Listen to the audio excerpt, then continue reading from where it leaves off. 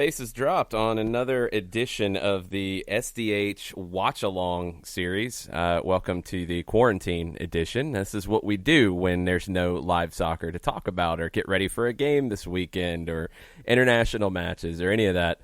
We're going back into the archives a little bit. This is one of my all-time favorite matches, period. U.S. Women, Canada, 2012 Olympic semifinal from Old Trafford, which kind of added to the allure of this.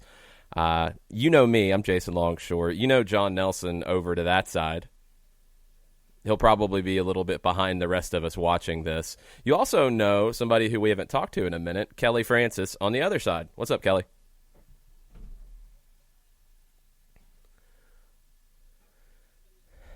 Yeah, that's kind of where we're all at. It's not a lot of fun these days. But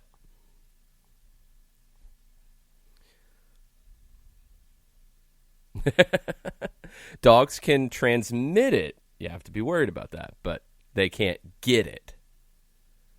Yeah, well, sorry. There you go. That's you hate to be like that, but just saying.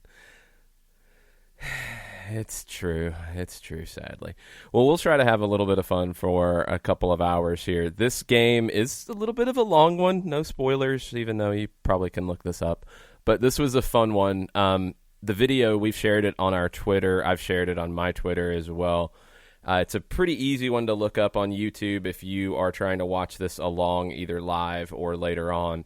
The title of it is USWNT versus VS Canada AUG 6, 2012, and it is 2:28:40 because there's a little bit of extras at the end of it. So that's your video. We'll give you a couple minutes to sync it up as we get going, and when we go through, we'll mention where we are in the clock. And as I said, John will always be a few seconds behind because it's what happens. We will see how this goes. If you guys are watching along with us, you have questions, you have comments, please throw them in on Twitter at Soccer Down Here. You can at all of us, at the Kelly Francis, at OSG Nelson, and at Longshoe. And we are going to hit play right now.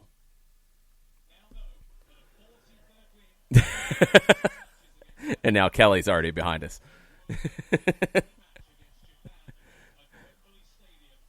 Okay, fair enough.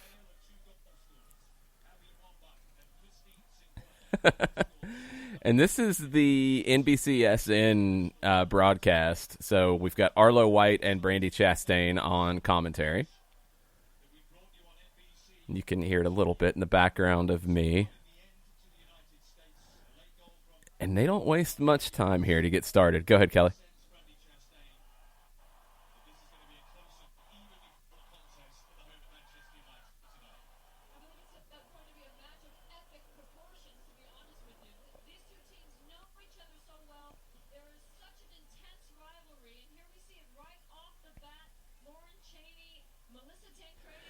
Yeah, and one who just got fouled there, Lauren Cheney, one of my all-time favorite players. Just an incredible midfielder, and was such a loss when she retired after the 2015 World Cup. You're going to see some faces that are familiar, like Carly Lloyd, but you're also going to see some faces that you haven't seen with the women's national team for a while. So this is kind of that in-between generation a little bit. And these teams did not like each other at this point at all.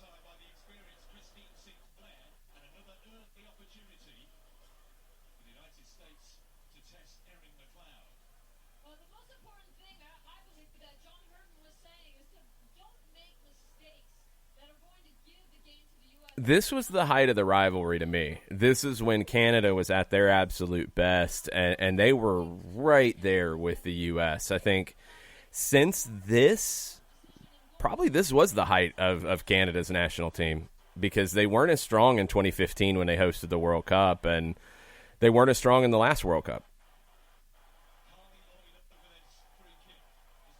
It's a free kick for Carly Lloyd. She's going straight for it. That's a little optimistic from Carly.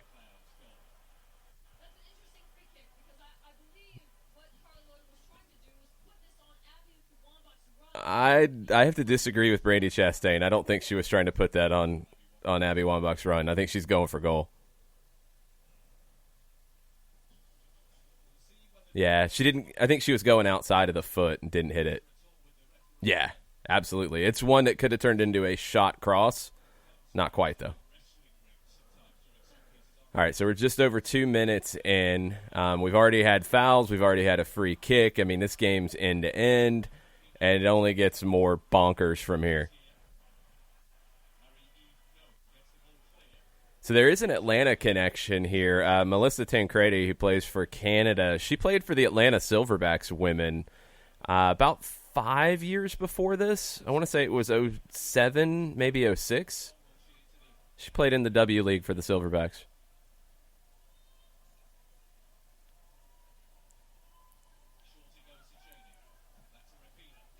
Yeah, Tancredi was a great player. It was a lot of fun to watch her at Silverbacks Park.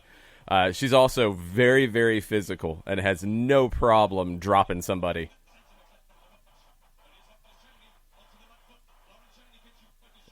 So good, Cheney, in tight space. I think this is when Rapinoe was at her best as well.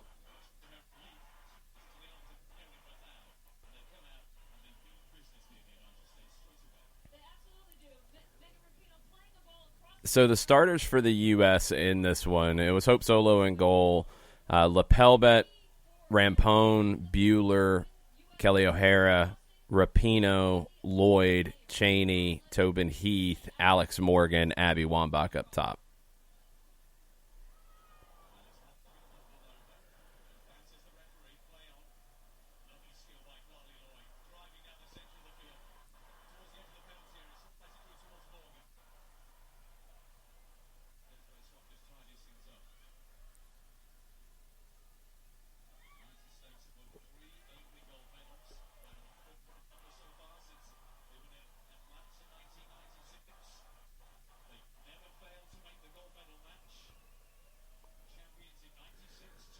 Yeah, I mean, she looked like when we've seen Alex John come in for Atlanta here lately, and he's just so much bigger than his teammates. There's the sense that he's a ridiculous giant, and he's not. He's a big guy. Abby, I mean, 5'11", she's tall, but she looks just like a giant compared to some of the players around her. And she played like it, too.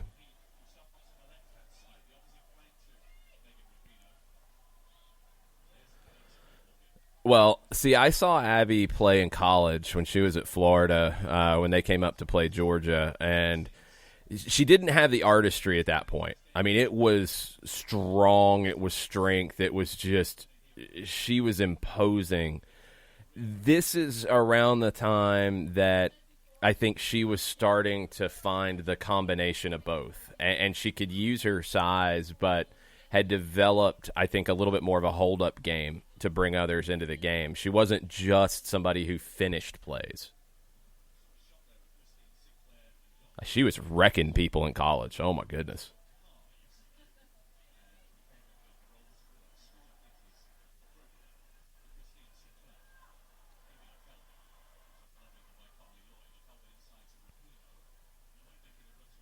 Yeah, that's a good one. It's been a while since I've seen that.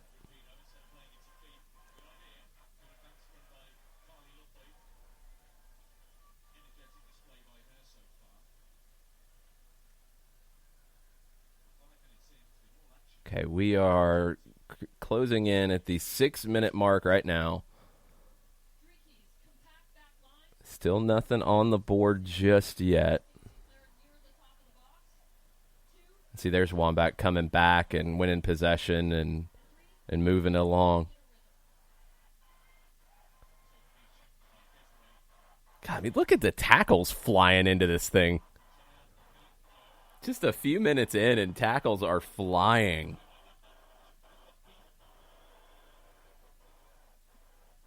Yeah, there's a little bit of audio stutter on this broadcast. That's why we're here. Yes.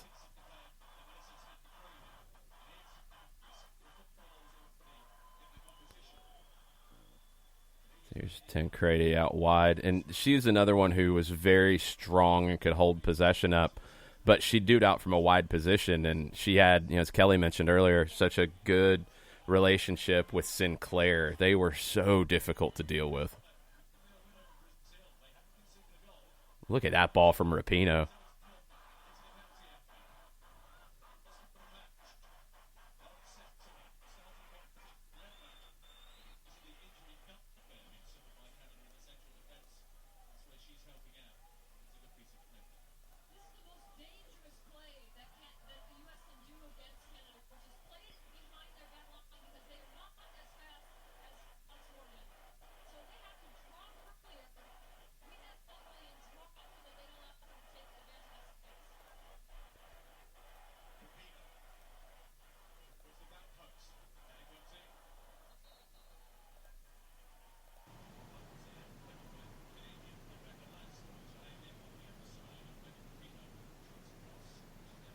All right, I think we've got our sound issues sorted out a little bit. Sorry about that, folks.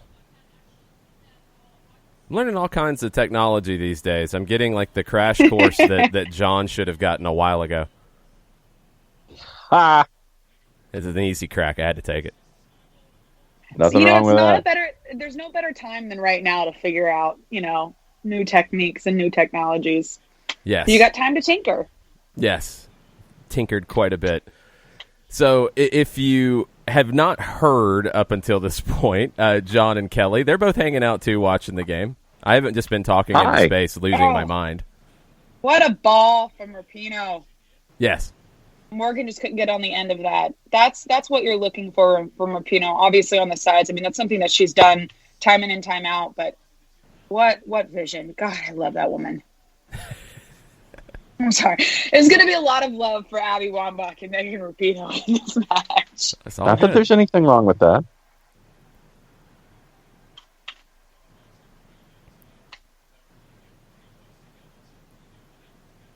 Hope Solo. I think that's her first touch of the game at the 9:10 mark.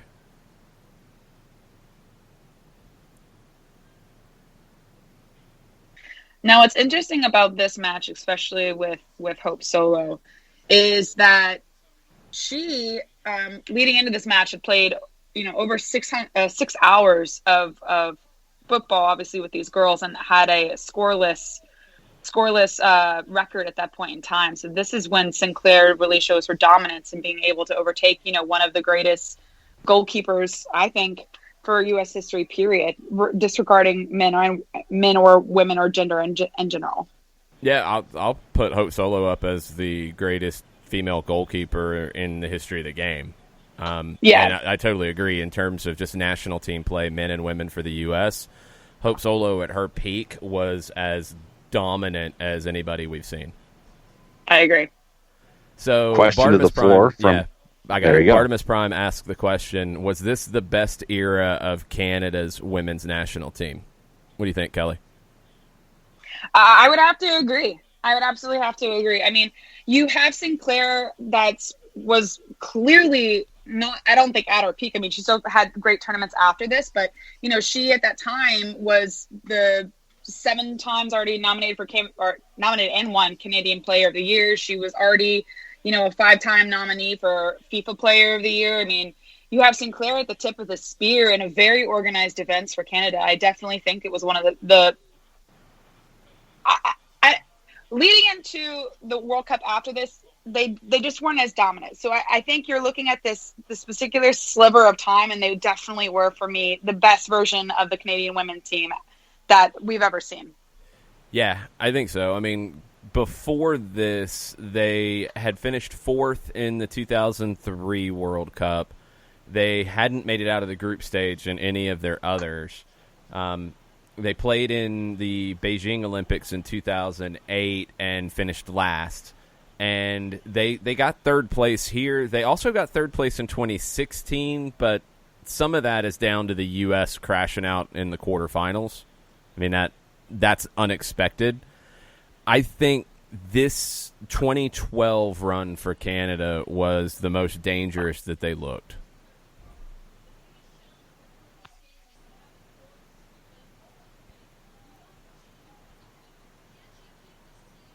So I have a question for you, Jason. How do we see Canada regaining this level of danger with their national team today? How can we see them becoming this team again? I mean, some of it's investment. I mean, in developing players, you have to put the money into it. And I mean, Canada is in a weird spot because they haven't been able to get over the hump on the men's side at all. And they actually took John Herdman, the coach who was here with the women. He moved over to the men's side, which is a very rare move to see. And it hasn't really worked on either side since, to be honest. So I don't know. I mean, I think Canada has bigger picture issues as a whole in development. Like on the men's side, the Canadian Premier League has to develop local talent. They need professional women's teams. They don't have any. And, you know, the NWSL hasn't expanded into Canada. Canadian players play in the NWSL, but they need a team in Vancouver. They need a team in Toronto. They need those teams to be part of it. And I know the U.S. Federation isn't exactly looking to make Canada stronger, but I think if you had potential ownership in Toronto and Vancouver, for example, and they wanted to come into the NWSL, it would strengthen the NWSL. And the U.S. women's national team, I think, is far enough ahead that they shouldn't fear Canada getting stronger because of something like that. But that kind of push would help Canada out. They just need more players to work with. Their golden generation has moved on now. Yeah. And I think that if you were to look, I mean, something as simple as, you know, pairing up with Maple Leaf Sports and Entertainment, considering all of the other properties that they have, and it would give them something else that they could put into their portfolio that would help the game going forward. A lot of this group, they developed through the program in Vancouver. The Whitecaps, even before they came into MLS, did a lot on the women's side in the W League, the USL's women's league that folded a few years ago. That was essential because players had a place to go and develop and do like residency programs and stuff. You don't really have that stuff anymore. So they're just not developing the same level of talent. They have Jessie Fleming, who I think is an incredible talent right now, but that's about it. And Sinclair is at the end of her run. Most of the other really impactful players here have moved on. And that's what concerns me the most about the women's game in Canada. It's like, you know, all right, so who's going to step up when Christine Sinclair finally does retire from competition? And you don't see that individual currently. Well, no, you're looking at two who are playing in England, in Adriana Leon and Janine Becky. I mean, Becky's at Manchester City, Leon's at West Ham United. They haven't really had the opportunity. So, I mean, I think you have players who you can expect, okay, if Sinclair's not starting, probably one of them up top could be Nichelle Prince, who's at Houston Dash, but they haven't had the opportunity. And it's not like the U.S., who went through this a little bit in 15 when Wambach was at the end of her run. You had Alex Morgan, who was already established. You know, right now you've got talent behind Sinclair, but you don't necessarily have a ready-made replacement. Somebody's going to have to get minutes and show it. So I'm going to be like John, because I'm assuming this is like John, where he states a movie reference and then goes off of that. So I, in this regard to the NWSL and the U.S. women's national team players, you know, allowing, or not allowing, but like it would only strengthen us all together for them to join in on the NWSL or have them be strengthening with their own league. I watched a good old classic movie last night called Bring It On, in which one of, you know, obviously the captain at that time, Torrance said that, you know, to be the best, you've got to play against the best. So in that regard, I mean, Canada for us has always been this, this staple rivalry, right? It's where we're always sort of almost at our best when we play against them. And we always want to be at our best when we play against them. So them getting better only increases us to move forward as well. So, just bring it on and just encourage them to get better or to develop in a way that will help improve the game overall. That's the craziest reference that works so well. You're did welcome. not expect Kirsten Dunst to help us this morning. I like it. Hey, nothing like a cheerleader movie to get you going forward on a Friday. Exactly. It's important, though. I mean, when Canada is at their strongest, the U.S. can be at their strongest because they have an immediate rival. And that's going to be important because you've got the European countries that are developing fast and pushing the U.S. women, but you don't see them on a regular basis. You're going to see Canada and CONCACAF on a regular basis. So, I mean, it's one thing for Canada to be strong. I think both countries want Mexico to continue to improve, want Costa Rica to continue to improve, want Jamaica to actually pay their players like they're supposed to and improve, and all those kinds of things. Now, they don't have the money. I mean, it's not like there's somebody, Rapinoe almost found the back of the net. It's not like somebody in Jamaica is sitting on the beach with all the soccer money. I mean, they don't have the money. No. It's bad. It's knowing the investment that had to come practically later than the last minute to get them into competitions. Yeah, I mean, is there probably some corruption going on in the Federation there? It's possible, but even if there's not a lot of money you're working with here, and that's the issue at this point. Jamaica has a ton of talent and a lot of talent that's playing in U.S. colleges, but the national team program is just severely underfunded. All right, so we are going into right at the 19-minute mark now. Canada's been growing into the game a little bit, starting to look a little more dangerous going forward. Tancredi just ran over Rampone and got a foul. And Rampone shaking her head like, what? Rampone does throw a stiff arm, but Tancredi just throws her off. Yeah.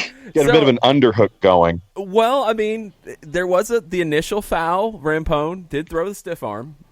I will give the referee a little bit of credit on that.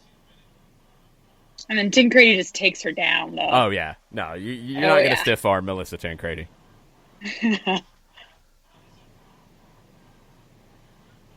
Dangerous set piece. You know how good Sinclair is on these. Oh, that got through, and you don't want to see that. Oh. I just completely missed, but dangerous nonetheless. Oh, look at all of the tugging of the jerseys in there. Yeah, you're just going to have to let them play if you're the referee when you see that on the first set piece. And, I mean, you know the situation with these two teams. And, I mean, Kelly mentioned it earlier. At this point, you'd had some friendlies before. They were pretty heated. You'd had Sydney Leroux, who had started with Canada's youth national teams, moved over to the U.S., so that added a little bit of spark to it. They just didn't like each other, and it was going to be physical and contentious.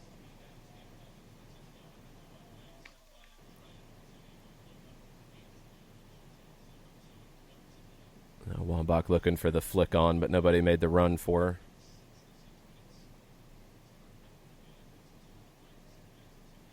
I mean, we've seen it in fits and starts here in the first 21 minutes, but just the absolute control and imagination that Megan Rapinoe has when she's out there, it's just it's a fun watch. This is for me when Rapinoe had that combination. I mean, Rapinoe was never like the player who would blow you away with her speed or her power. I mean, it was always technique. Right. I think at her peak, it was, she was as technical of a player as anybody you'd find in the world. Men, women, didn't matter. But here is probably when she was at her physical best. She had the quickness. She had a little bit of explosiveness to go along with it. That's where I give her a ton of credit in this last World Cup. Like I do, and I've said it since the World Cup that I don't think she was the best player of the World Cup. Oh, what a layoff to Sinclair, though. Right. We'll come back to Rapinoe. There's John about 5 seconds behind. It's all good. The delayed reaction. John, for some reason, before that good set piece, I was at least 2 minutes behind. I didn't know how. So I fixed it, but yeah, what a layoff. Tancredi, and then the little step to the outside with the right foot. It's not a fancy step over. It's not a big highlight move, but that little swerve to create the space from Sinclair. But it's also the knowledge that the player is going to be there. I think that's just it talks about the connection between her and Sinclair to know that she's going to make that run. Blind pass from Tancredi, and then Sinclair to have the composure inside the 18, to just a little subtle outside of the right foot, move to the right, create a little bit of space, slot it home. Nothing fancy, but just deadly effective. Ooh. And then I'll go back a step before that with Nault finding Tancredi. Lloyd.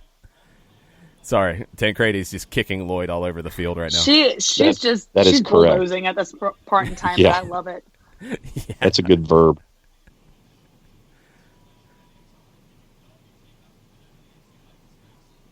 So free kick for the U.S. midway through the first half, trailing 1-0 now.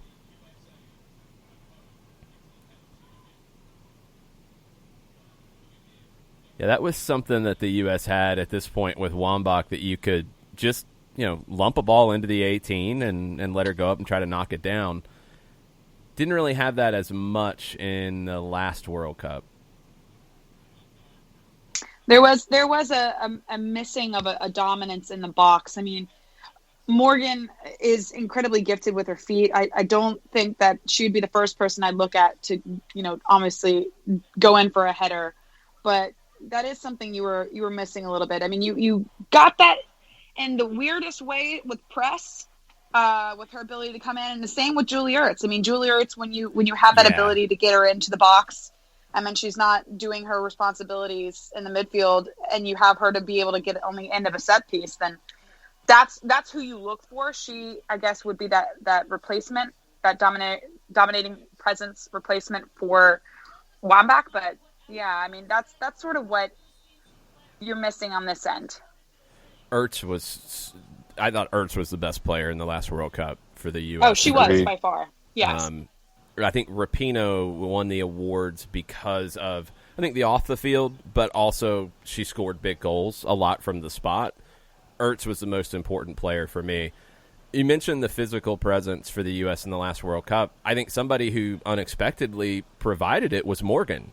I mean, that's not her game, but she had to play as that target number 9 a lot more than she's probably comfortable doing.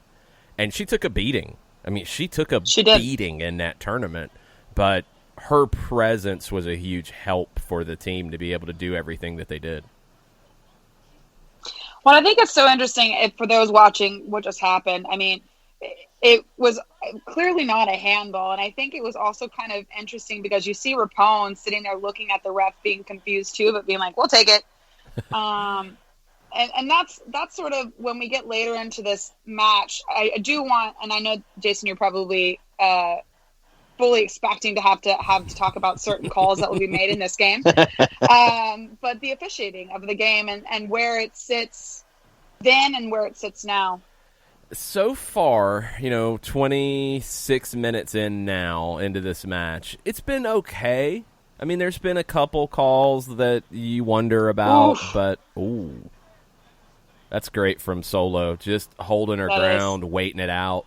It looks like an easy save, but it's her positioning that made it an easy save. Bad giveaway by Rapinoe. But so far, it's like any other game so far on the referee side. Now, that will change here in a bit, but so far, so okay. I don't know if I'd say good, but okay.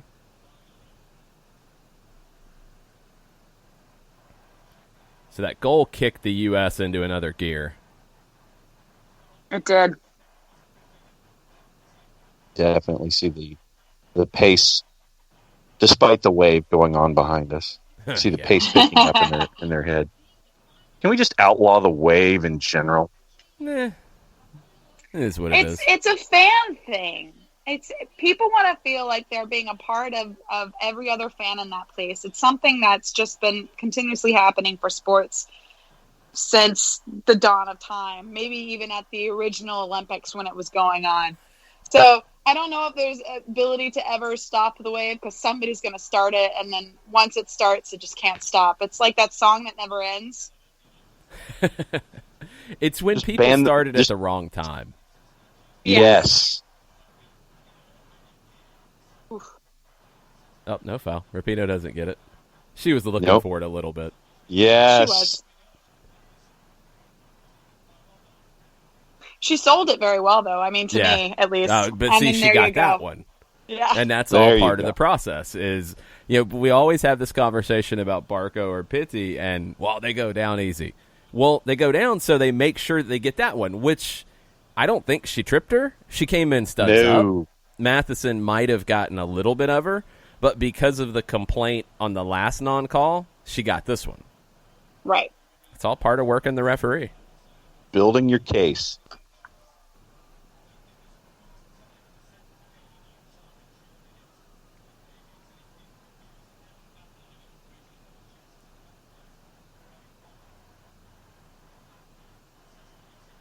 Decent clearance, but right back to Yeah. Rapinoe. One of the things I do remember from this game was just how organized Canada was in the back. Yeah. I mean, they were very rigidly structured, and it was to their advantage most of the game. And that organization's probably a big reason why Herdman was able to convince the Federation that he should get the opportunity on the men's side. And they've shown that on the men's side since he took over. The game that they beat the U.S. in Toronto, they were very well organized. It's a sign of a good coach. Also, having a player like Christine Sinclair makes it easy because you don't have to commit helps. a bunch of numbers forward. You know that if you give her a few looks at goal in a game, she's going to find a goal for you. Oh, big collision. Yeah. Was that a head-to-head? No, it's not a foul on Tancredi, and she's furious. So it's a bad touch there. I mean, Wambach just runs into her. Elbow to collarbone and crashing and colliding, but no. I don't know how that's a foul on Melissa Tancredi. She had a bad touch, sure, but she's going towards the ball. Wambach's not, and somehow Wambach gets the call? She absorbed the foul, therefore it's a foul on her. No, that doesn't make any sense. Oh! They nearly got a goal out of it, too. So close, Alex Morgan. It's great service this time, and the little step back, she's making the run but reads it and steps back to try to redirect it. You see good strikers do that a lot, where they'll make a hard run and then drop off the line. It's so hard to defend. Morgan's really underrated in the air. It's definitely something that I don't think of first when I think about Alex Morgan. I think a lot of times when we talk about players who are good in the air, it's like we're thinking the size or the leaping ability, but Morgan's so crafty with her movement to create the space.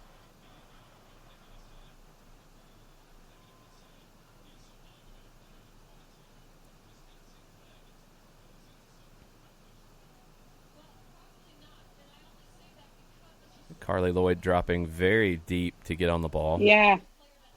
Not something you ordinarily see. Yeah, that was something when watching. Obviously, when I watched this the first time, way back when, I was in California at the time, and I was hanging out with a big group of people. So it's like I noticed fewer things, and then just looking back at a little bit of how this game played going into doing this with you guys today, I realized that Carly just played sort of a different role in the system where she just was dropping back really deep, almost like a Nagby type midfielder. Yeah, it's a 4-4-2 that they're playing under Sundhage here, and Carly Lloyd and Lauren Cheney are the two central midfielders. And I think a lot of times you'd think that Cheney would sit deeper and Lloyd would step up to create almost a diamond, but it was both of them dropping deep. And I think a lot of times when you look at a player's career trajectory, you see forwards as they lose their pace later on, maybe dropping into deeper roles. You don't really see it the other way with a midfielder moving into a number 9 role as Lloyd kind of has. But she's turned herself into a really good center forward, and that wasn't really her position before. That just speaks to the intelligence of the player and just how talented she is on the ball. Yeah, a very smart player and an incredibly technical player, too. A great loft. Just wish somebody would have gotten on the end of that. That's the one thing in the shape is you have that gap. You know, if Lloyd and Cheney are deep, you play that long ball and it gets knocked down or you try to win the second ball, there's nobody necessarily in that space. That was one of the drawbacks of playing this way. That's when you were looking for Rapinoe or Heath to cut inside. Right. That's a good point. So Tobin Heath, you and I know, Jason, have talked about Tobin off air quite often because she's just one of the most technical female players I've seen and quite incredible with her skill. And she's in this team and she just seems to fade away a little bit in this game in particular. But what was her role for this system? I mean, why do we see her now more prevalent in the systems we play today as opposed to what they played this game? At this point, let's see, she was 24, so she was young. She had a decent bit of experience, but she wasn't a key player yet. I don't think she was a regular starter yet. It's another foul for Tancredi. I think she ends up with 25 by the end of the day. That one's a definite foul. That was a foul. Yeah, a little hip check and a shoulder push. Yeah, the push is going to get that more than anything. But Heath, I think at this point, it kind of reminds me a little bit of Barco when he came in 2018. And you know that they're talented. You want them out wide in a position where you're not putting, crazy responsibility on them. About pushing it back on Abby. You wanted them out wide because you wanted them to be free and be able to take people on 1v1. But at times they can kind of get lost over there. And at times also they're going to defer because in this group right here, the U.S. is going to play through Rapinoe more than Heath. They're going to play through Carly Lloyd more than Heath. They're going to try to get to Morgan and Wambach as fast as possible. Heath was kind of lost at times over on the left. Because I'm trying to think of any times they've actually attempted to play down the left side in the first 35 minutes, and I can't think of it. I haven't seen much of it. Most of it's out of Rapinoe. One, if that many. Everything's been down to the right. That's the thing about Tancredi is she'll push you, she'll kick you, but then she'll put in good service out wide. She'll drift out wide into a place and put in a good cross.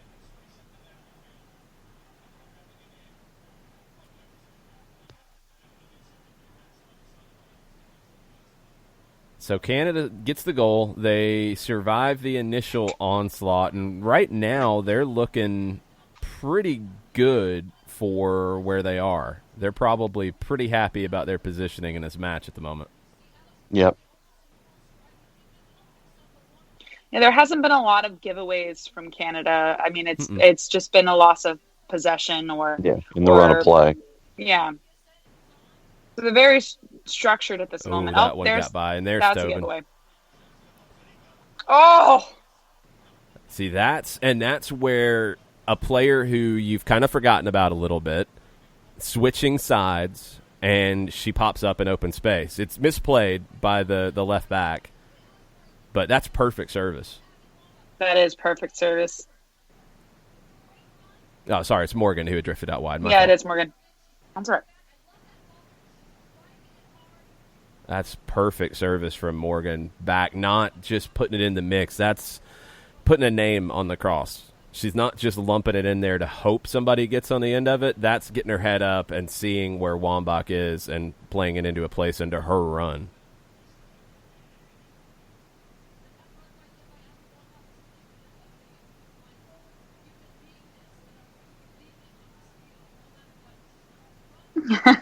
I'm just listening to the commentary right now. Yeah, I was listening to Brady Chastain sitting there. Yeah, I mean, that's what, when you sit there and you have this picture in your mind of Abby Wambach and what she does as a part of this offense, that was probably one of those things in your brain that stereotypic photo or piece of video of Abby Wambach, that last run was it. It's the crashing into the box and without a regard to her actual physical form at all. Yeah. Yep.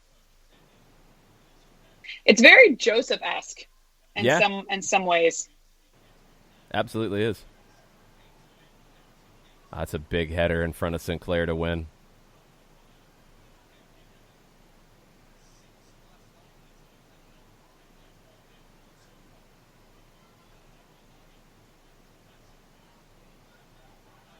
Could have been a foul there. Doesn't call it. That could have.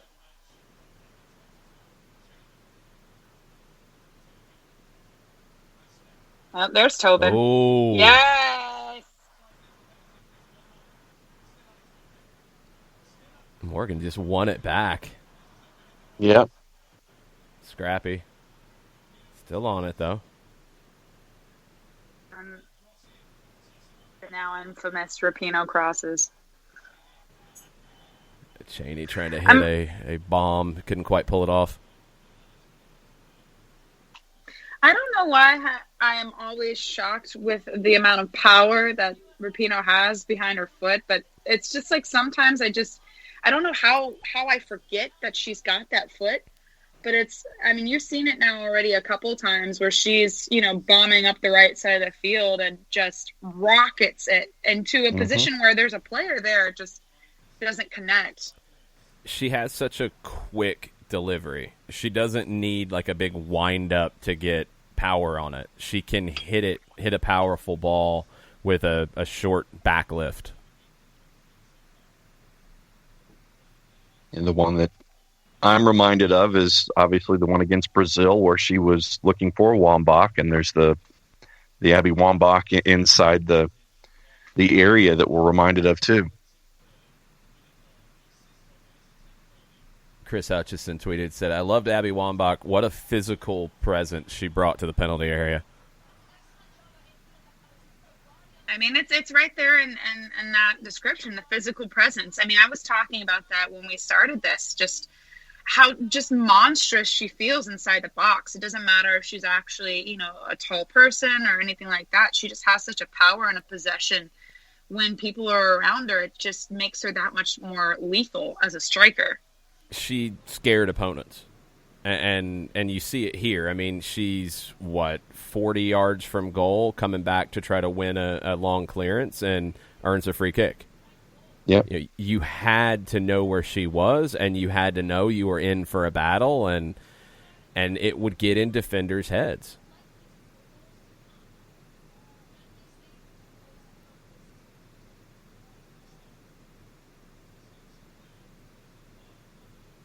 Free kick for Rapinoe. Right at the goalkeeper. Aaron McLeod still playing for the Orlando Pride in the NWSL. It's wild. The Pride have Harris and McLeod at goalkeeper. Got two veteran goalkeepers. Yeah, two national team level veteran goalkeepers. I think McLeod actually got called back into the Canadian team here recently.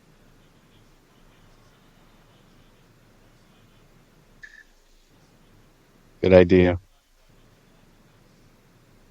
Yeah, a little early, but the run from Abby was just a little early. But can we talk about this goalkeeper kit? Which one? For Canada. The yellow? Not a fan. I think it's the color blocking, I think, with the sleeve and the yellow that just sort of throws me off. I don't know why. I'll agree with you. I like the Canada kits are amazing. Those are great. The Umbro Canada, simple but not plain. Like they're really good. But the goalkeeper one, it's meh. Last time I checked, yellow was not a part of the. That's why I'm just a little confused. It's Canada landscape. Well, neither is green, and John. Navy. The Hope Solo is wearing all green. That's true. Not a fan. That's goalkeeper, but that's not part of the U.S. landscape. That's goalkeepers.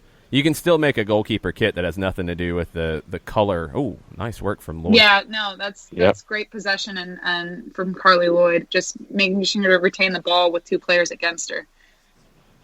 Oh, trying to load up that right-footed shot. Saw it coming, too.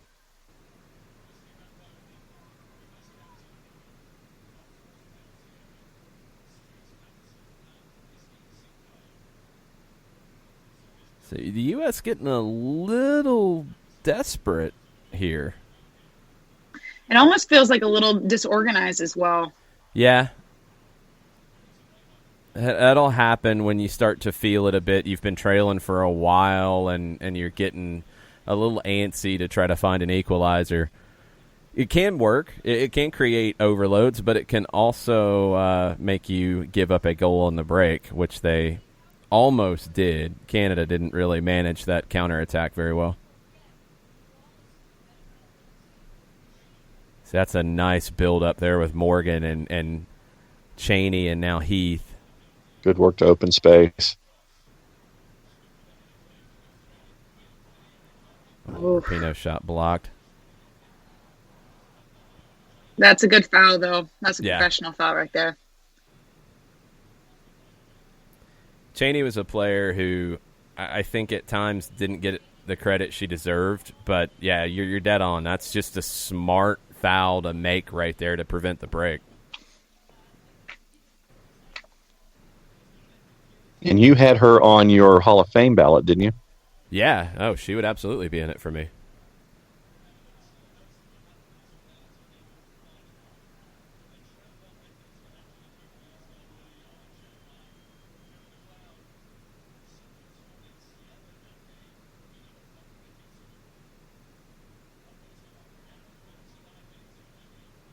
Did they ever? I can't remember what the attendance was for this game at Old Trafford. Did they ever announce that? Yeah, 26,630. So it looks like it's just the lower level that's open. Right. Yeah. It still sounded great, and I think this was early on, and we had the story on our timeline earlier from Jacob Alston talking about when he was in London for the Olympics and couldn't find a place to watch the game. This is at the time when the women's game didn't get the attention and credit it deserved in England. And I think this game, being as good as it was one that kind of changed that conversation a little bit. Yeah. So halftime, we don't get the halftime show, which is fine. We're going to get straight into the second half. Canada leading, and you always say like who was the better team in the first half, regardless of the score. Probably a toss-up. Yeah, I mean, I think that you had each side with their own minutes where they were dominant, and you couldn't get, the team defensively. Let's say that we're talking about the U.S. women's national team. There were moments where Canada couldn't get out of their own defensive third, and then there were times when you could see the offensive attack from Canada in the first 45 sit there and work their way around the United States defensively, and you end up with great combination play, and that gets that first goal on the board for Canada. I'd have to agree. I think as far as creation-wise, I think the U.S. were trying to push everything they could to create something.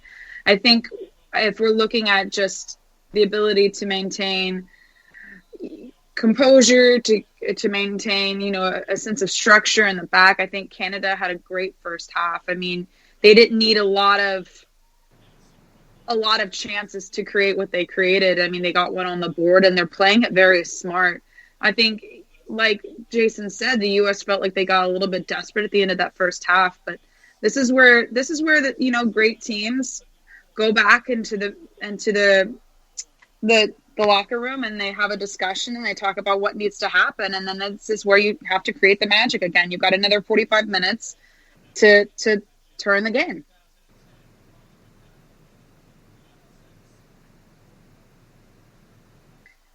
So far, though, Canada has come out of this swinging, which is really fun to watch. Yeah, I mean, coming out full of confidence. Because they've played straight up with the U.S. at this point. And, they could make the argument they've been the better team. They've got the lead. They're just feeling it at this point, and it shows. I mean, this is as good as Canada's women's national team has ever looked in this match.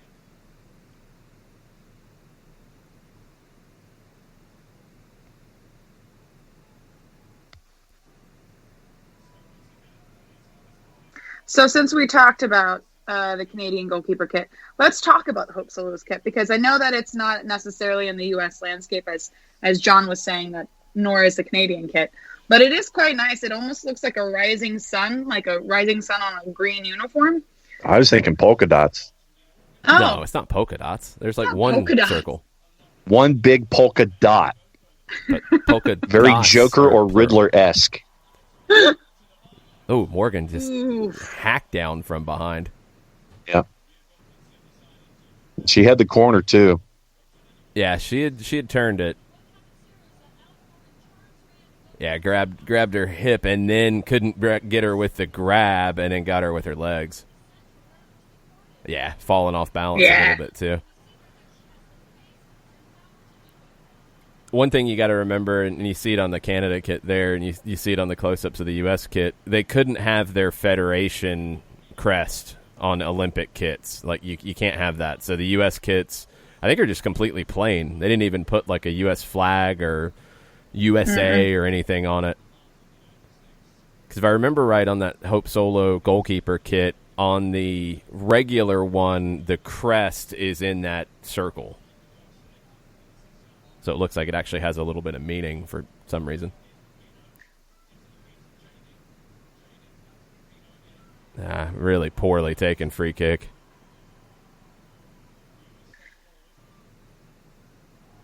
Oof. Rapinoe's looking for it there, too. Yeah. I want to see it. I think she got the ball. But once again, it's that previous body of work and the... She did get the ball. So there was the follow-through, but yeah. Yeah, that's a tough one for a referee, because if there's a foul, it's not on the challenge, because she slid in front and she got the toe poke to the ball. It's when she followed through and raised her leg up. That's a judgment call. It could have gone either way, actually.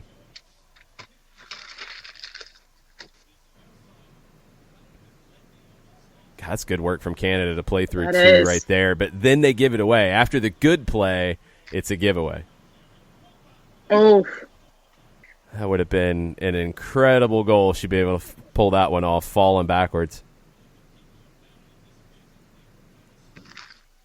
That says something about her as a striker, that she's able to like, that's not, for me, whenever strikers do things like that, that shows the confidence and being able to know that they can pull that off. Yeah. Strikers, attacking players, it doesn't matter to me. If I want them to take those chances, you have to earn that right. I mean, you can't have a player in their debut taking wild chances like that. But Abby Wambach, she can try whatever she wants to try. That's where you're at as a player at this point, and you want her to have those opportunities. What you hope is that when that player, tries some things like that, it doesn't come off, that they adjust their game a little bit in that match. If you don't have it that day, if you're not feeling it, like you can pull those types of goals off, then you pass that on. Yeah, they're both shoving. That's a no call. That's a wash. Because, Wambach's knocking Sesselman down with the left arm, and then she arm bars her, and they're both fighting for it. That's a good, just let it go as a corner. But we can see that the game is now getting a little bit more physical and a little bit more aggressive than it was in the first half. Yeah, it's getting tough to call. And that's, one of the things for a referee is now you're getting so many situations that are 50-50 calls. Headed straight up. Everybody's wrestling. Best thing, don't call anything. Yeah.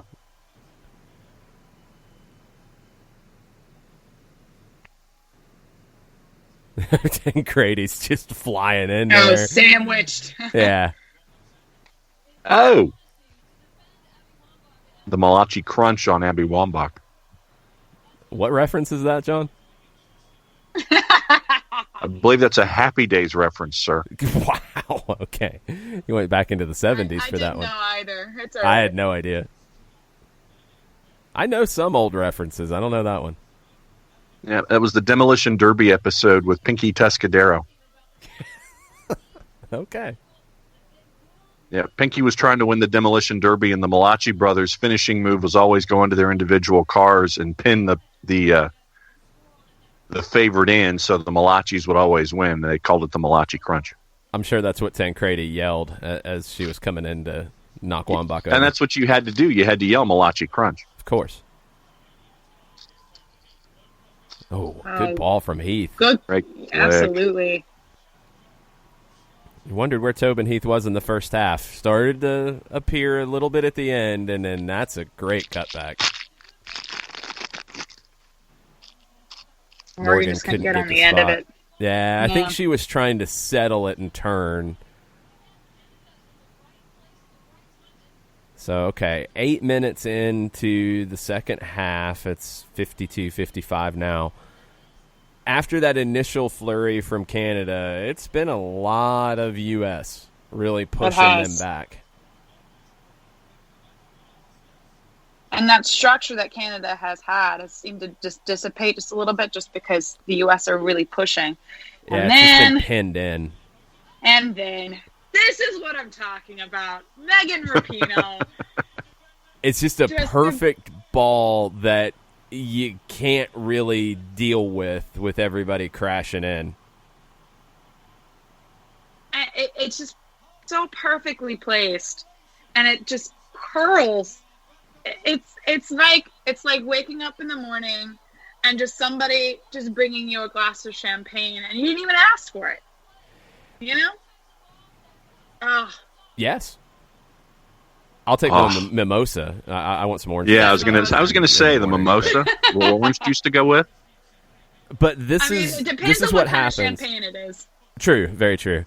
This is what happens when it was their fifth corner, and you've seen how they've defended it 4 times, and you could see it in the build up to that. McLeod's on the back post. There's nobody on the near post, and there's an open space there.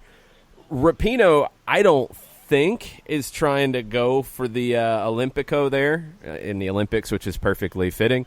I don't think she was going for that. I think she was putting it into a space and to see what could happen. But the way that ball's dropped in there, it's either a U.S. player crashing in or it's coming off a defender. Like, all that is very possible. I don't know if Rapinoe, I mean, I definitely don't think that she was going for that Olympico goal, but I think that once that happens, she'll take it and be like, I definitely was. Meant to do that. 100%. No, you Definitely absolutely say that was what I meant to do.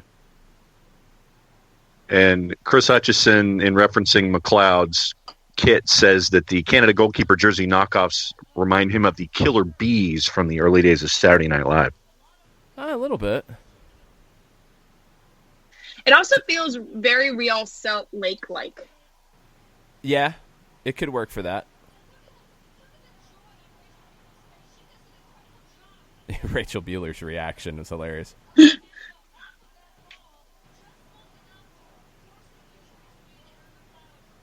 But once again, I mean, you talk about the touch and the imagination that Megan Rapinoe has when it comes to set pieces and corners and her activity. It's just another example of that, where you know you're going to hit it to a spot, and she hit it to that spot.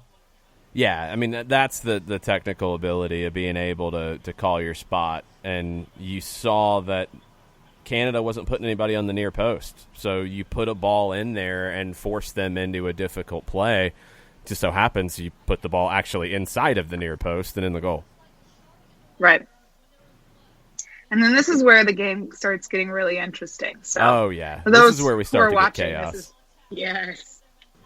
So then I'll go ahead and say this now. Your early snack warning.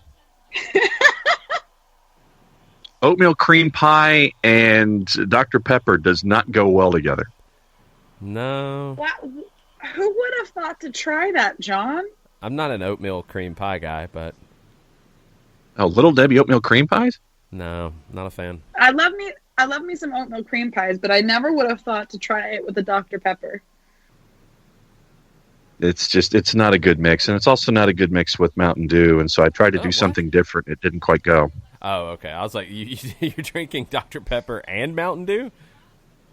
Alternating, yes. It's gross. I just finished my cup of coffee. Oh, I thought you were going to say mimosa. Oh, well, I am in quarantine, and I'm when in quarantine. When in quarantine.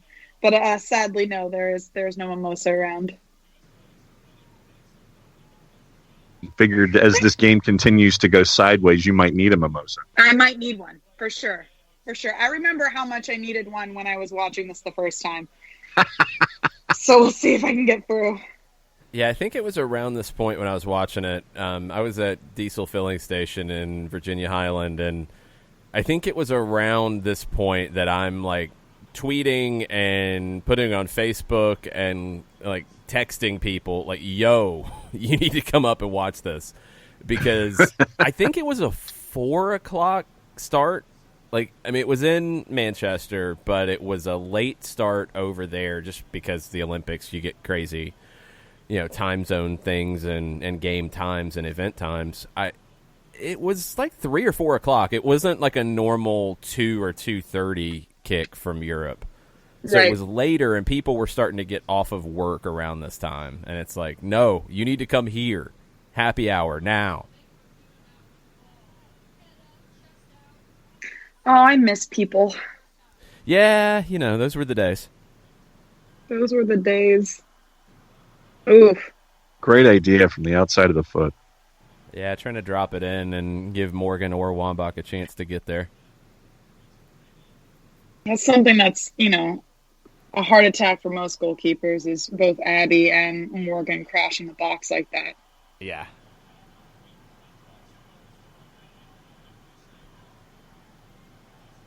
Oh, wrestling match. Canada wins it.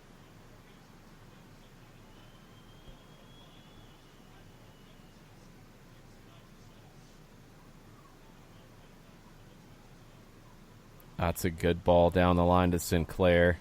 Yeah. And Rapinoe having to defend. Oh. The arm was down. It would have been a pretty harsh call, I think. But there was that little bit of hesitation, like, ooh.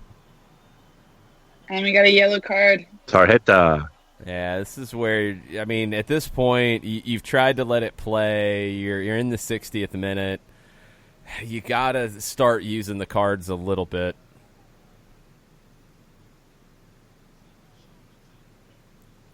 Like, I think the thing about referees that people maybe mix up at times, there's games where referees throw too many cards. There's games where referees don't throw enough cards, but there's no magical number because every game is different.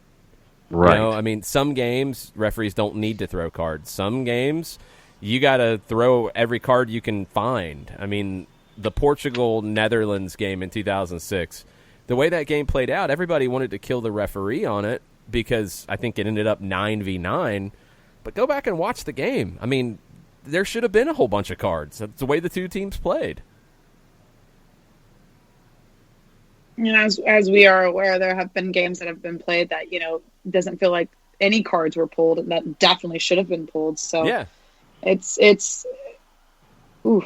That's great defending on Tobin Heath. Yep. just did not let her in behind Wilkinson. Kefsey has a question, or actually a couple. Okay. What's the button combination for the sauce control a la Heath? That's the first question. All of them at once. Is it R1 plus shake left, bake right? Yes. It is the John Nelson shake and bake move. That's what it is. And Kefsey says, I need this to take my game to Tobin level. I know no one asked for it, but I'm adding Talladega references nonetheless. As you should. Tobin 1v1 is as good of a player as you'll find in the world. Period. Yeah. Period. I actually, I was explaining to a friend of mine just how much I love Tobin Heath's ability on the ball. And he had never seen what I was referring to. So I pulled up just randomly, on YouTube. I was like, Tobin Heath highlights. And we sat there and watched, I think it was like a 20-minute highlight reel. And it's just like every time he's like, God, he keeps killing all of these women. And I'm like, yeah. Shake and bake. Yeah. There's one of her, I want to say she might have still been with the youth national teams, of her juggling that is just ridiculous. Kelly O'Hara knocked down, nothing called. Center ref in the way. Well, I mean, where else is she supposed to be? What a ball from Yeah, Sinclair, though. That's ridiculous. After she came back to defend up against the touchline, hit that ball into space and forced solo outside the 18. It's ridiculous. So then let me ask the two of you who play the sport, when Tobin Heath is coming at you, or a player like that is coming at you, how do you defend that? Are you looking at the hips, or how are you making sure that that person doesn't get past you? I'm not trying to stab in. I'm just trying to wait her out as long as I can and keep backing up and keep her outside, away from goal, because I don't want her to get in behind me. So I don't play defense. I am the striker. So in this case, I know that when I go against people who are, I don't. There are defenders that you go up against and you think, how in the world am I going to get around this person? And it's just trying to be creative. It's trying to allow yourself space for your players to pass you balls, and then it's also trying in a way to be invisible. So it's hard on both fronts. I mean, when you've got a player like Hope Solo, you've got the goalkeeper like Hope Solo, you're just at that point trying to get however you can enough space to take her on 1v1, and then hope for a good shot and hope for a good connection with your ball to your foot. I mean, the defensive side a little bit too, when if you're defending Tobin Heath and you have a goalkeeper that you trust behind, like, you want to keep her as far away from goal as possible, but you also want to give your goalkeeper a good look at it. I think defenders, a lot of it is patience. It's waiting the attacker out and just holding your ground and trying to defend the space. When you get caught is when you start diving in and having to, right. You give a player like Heath that space to get around. You can't let them behind you. So I will say, in league play, we had our championship match before all of this ended up happening, and we played against a girl who was very skilled like Tobin, and pretty much anytime they could get her the ball, they got her the ball, and she was able to create chances. She was incredibly good on it. But for me, because I don't play defense, anytime I had the ability to, even if it was just slightly foul her or just strip the ball from her to push it out wide to make them have to reset, you do things like that to stop the flow of the game, to disorient them, to make them have to readjust. Yep.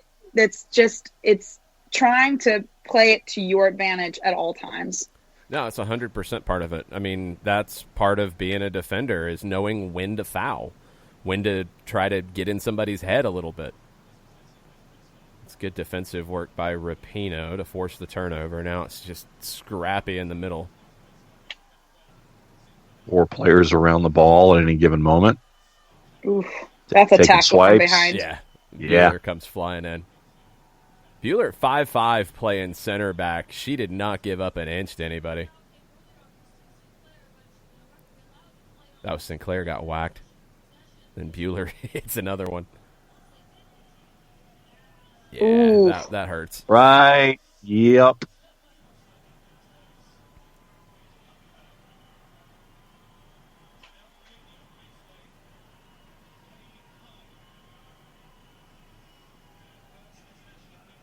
Kaylin Kyle, who's now part of the Miami broadcast team.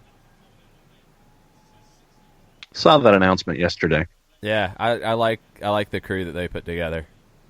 Drake Cordero will do a great job. I think he's doing play-by-play. They kind of announced it weird because I think the TV deal, they're probably holding it to know when games are going to get played and what it's going to look like. Right.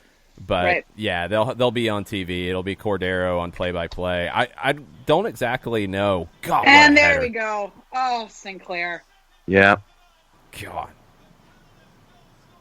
I mean, just the She's not bad. Yeah.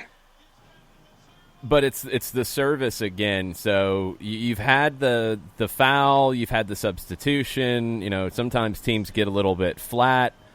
You get down the left side, that pullback, and cross into a perfect spot. I mean, it shouldn't be Sinclair and I think Kelly O'Hara. Like, that's not the matchup you want. Right. Rampone's out defending there. Bueller had to step to the near post, and it's O'Hara coming from outside back to try to get inside of Sinclair. If you're Christine Sinclair and you see that play developing, you are begging for that ball because want that matchup. They've lost their back line and they've lost their shape. Oh, what a ball, Tobin Heath. Yeah, perfectly weighted. It's a little bit of a skill check on McLeod just to make sure she's in focus here. Because it's a low percentage shot. But you're Alex Morgan and you're just creating the space and trying to hit it hard at goal to make sure McLeod is locked in.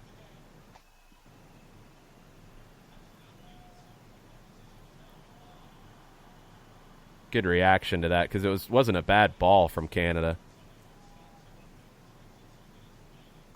This is where the game really starts opening up. Yeah, I mean, you're 20-plus minutes, and Canada's got the lead. The U.S. has to get pretty desperate. You can't be too patient at this point.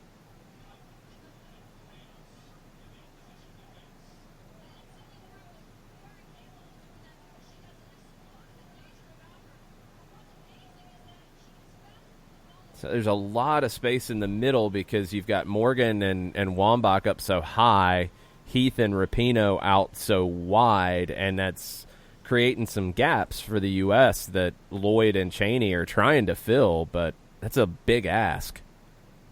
It is a big ask.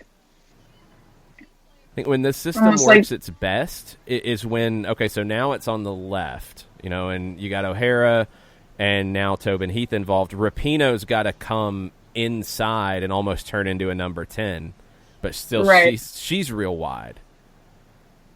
So you look at that huge open space in the middle of green that you kind of run out of ideas a little bit. Big switch. And if you're going to do a big switch, that's why you do it. Oh, that's Rapinoe. One of the best goals I've ever seen. Are you not entertained? Lord. The just flat out balls to hit that. And I know it's not appropriate. I don't care. It's the best way to put it because she knows she's going to hit it when that ball's coming to her. Like, yes, she does. She's not worried about anything else. And right that now, window. she knows she's going to shoot. The chutzpah. And she hits it like kind of top spin. Yeah. There's not a whole lot of swerve right to left on it. It's a little bit of top spin, and it's just ridiculous.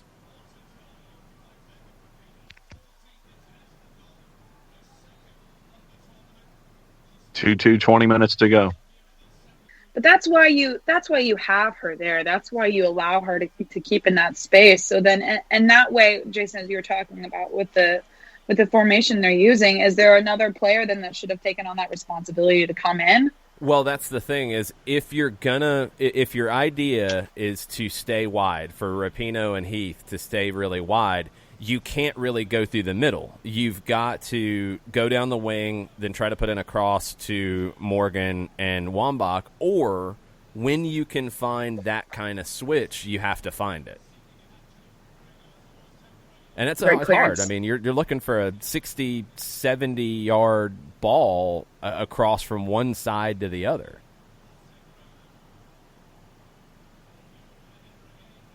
Tancredi still knocking people down. That's what she does. I mean, what else did we expect, though? That's her game. She will knock you down 5 times and then deliver a killer pass.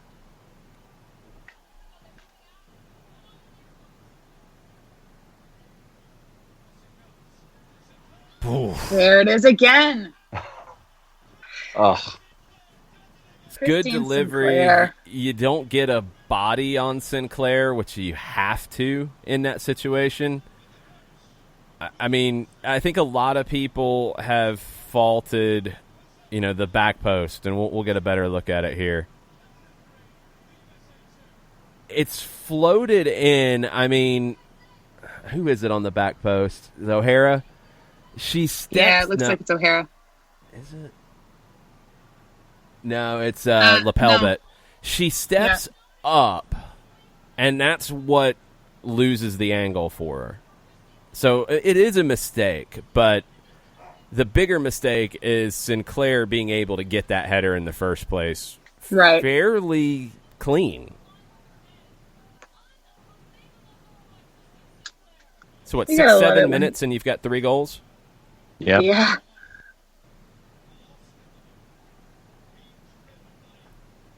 And coming into this match, it was 142 to 140. Abby Wambach in goals scored in the international career. I don't remember. Sinclair's added a bunch later. I don't think she was that close to Wambach at this time. Yeah.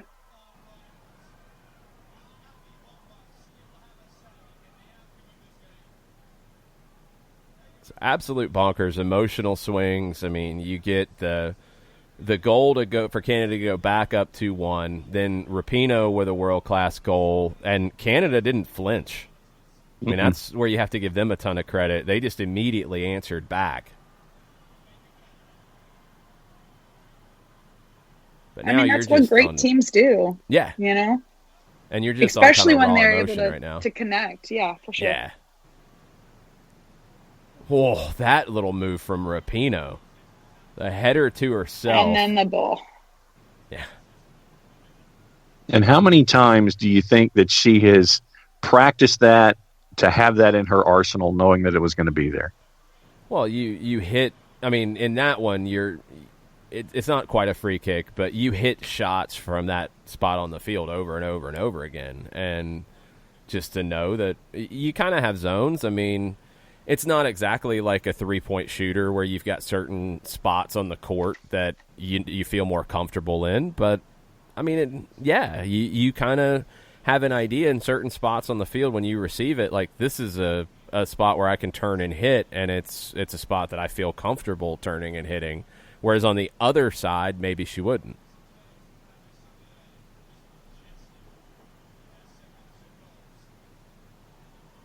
What a ball from Sinclair again. I mean, it gets lost in the shuffle because of how this game goes, but Christine Sinclair, one of the best matches you'll ever see.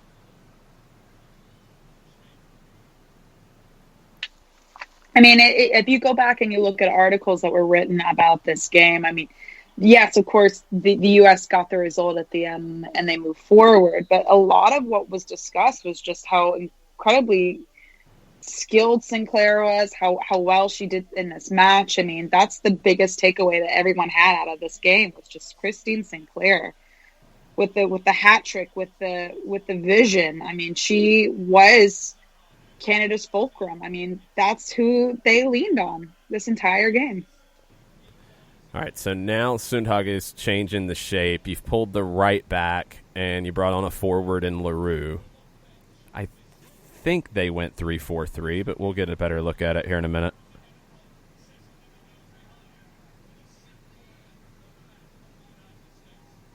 So Sydney LaRue is one of my most favorite soccer personalities.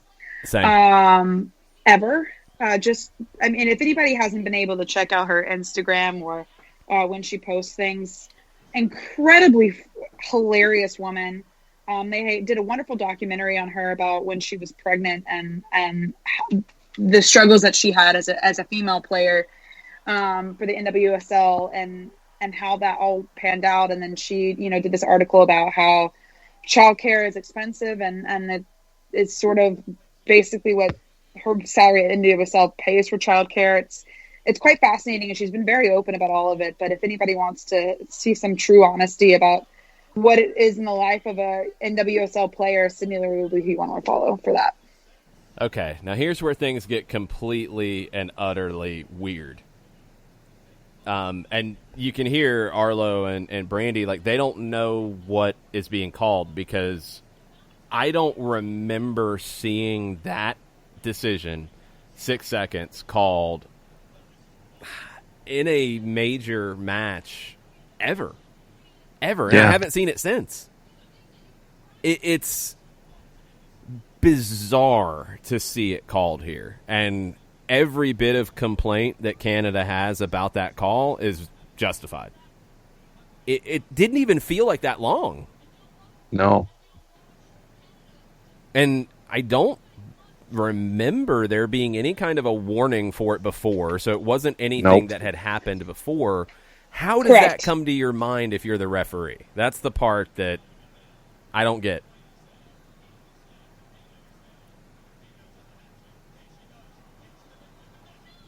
So it was an indirect free kick, and then they call the handball. Tancredi wants to choke the referee. She wants to know how. Well, no, the how is it's a handball. I mean, you see it. Like, that part, there's nothing to it. Did it hit her more in the chest? Maybe, but she gets her arm out there. The handball I don't have as much of a problem with. It shouldn't have happened. It should not have been an indirect kick. Yeah, because leading up to this, there wasn't any sort of warning given about holding the ball or there was no time wasting, because they had just gotten the lead like 6 minutes before. It hadn't come up, and for that to come out of nowhere, you can't do that if you're a referee. It was a huge benefit for the U.S., obviously, but it's just wrong.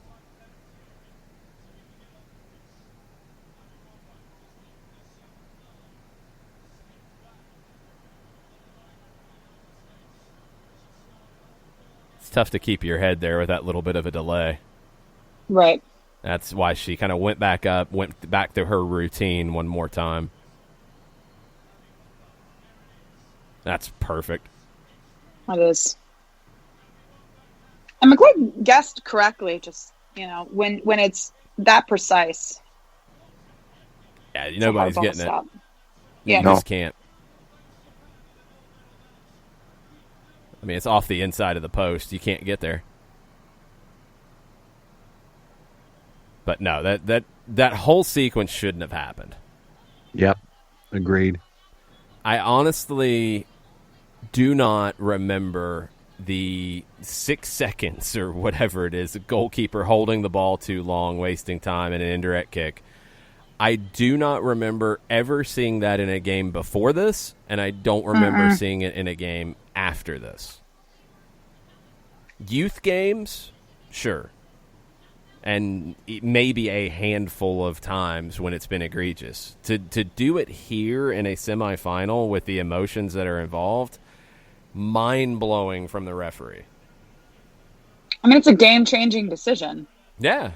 I mean, give Canada credit for not falling apart after that, because that's the kind of call that goes against you that can just end you for the rest of the day. Because you feel like you got screwed. Because you did.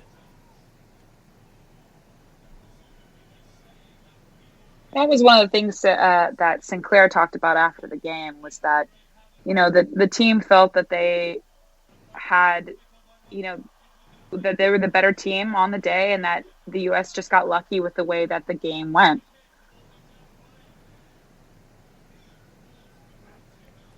I mean, at this point, you take that call out of it, it is a pretty 50-50 kind of game.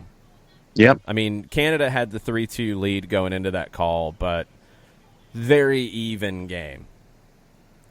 And as I've said, I think it's probably the best that Canada had ever played. That's just gut-wrenching to have it, be decided on something like that. And it's not done. I mean, it's 3-3, and they've got to, rally back. Bit optimistic from Rapinoe. A little optimistic, yeah. And that has stopped her win? Never. That's why she's one of the best, because she'll have the guts to hit that.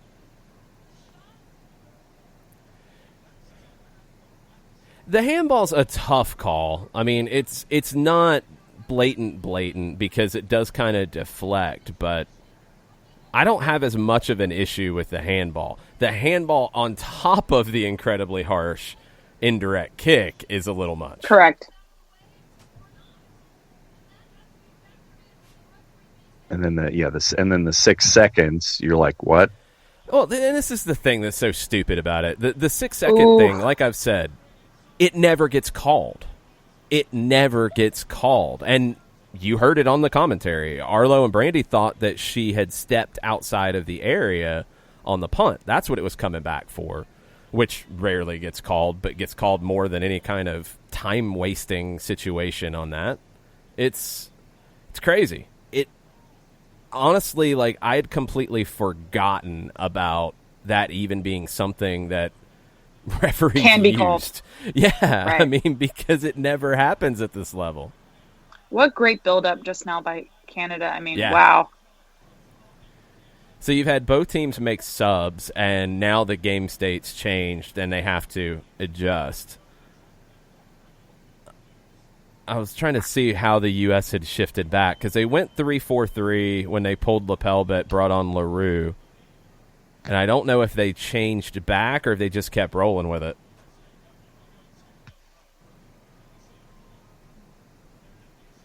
It's a good tackle from LaRue defending. Not what she's necessarily known for.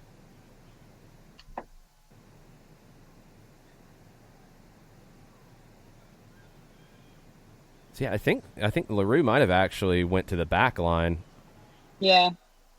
Which is so interesting that LaRue obviously forward came on for a forward most of the time when they played, but I always remembered LaRue as being a very aggressive, very, challenging player. So having her doing small tackles like that is not as unfamiliar to me, just because that's how I remember her. It's great work from Rapinoe. Yeah, you're right. I mean, she's got the style. What a ball to open the game. What a ball. Yeah. That's the one that you're just like, how did that not end this?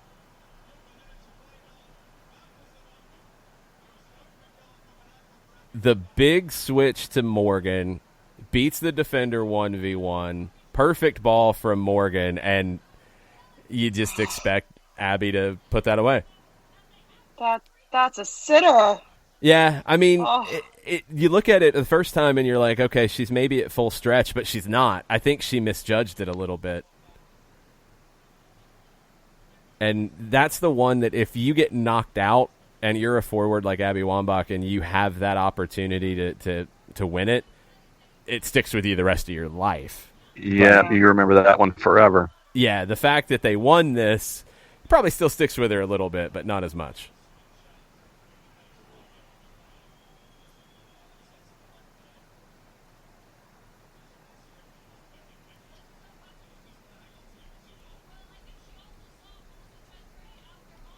She just got a yellow? Where did she get the yellow?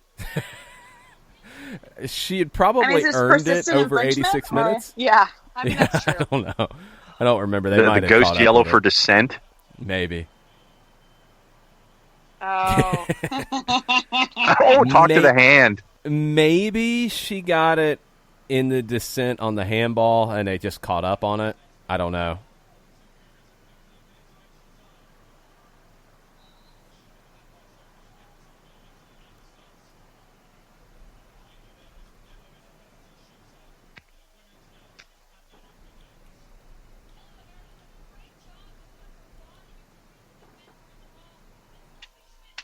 This is where you see the full strength of these ladies just going after it. Because it's been a high intensity match, 87 minutes, and you're drained physically, but you're also like kind of wired because of the situation. It's tough. Great ball from Bueller. Beautiful ball. Oh, It's another one where Wambach nearly got there. Who put the cross in? I think it was Morgan. Oh, wow. Yep. First time. Out of the air. It's a little much for Wambach, but to take that straight out of the air, that's impressive. So I want to get a look now at the U.S. at how they've adjusted defensively. I mean, they're kind of making it up as they go because you've got LaRue and Heath over on the left, and neither one's truly a left back. I think O'Hara had moved over to the right at this point to try to give some balance. Yeah, it looks like they're kind of playing without a left back. No, O'Hara's still there, so they're playing without a right back. They're just sliding around.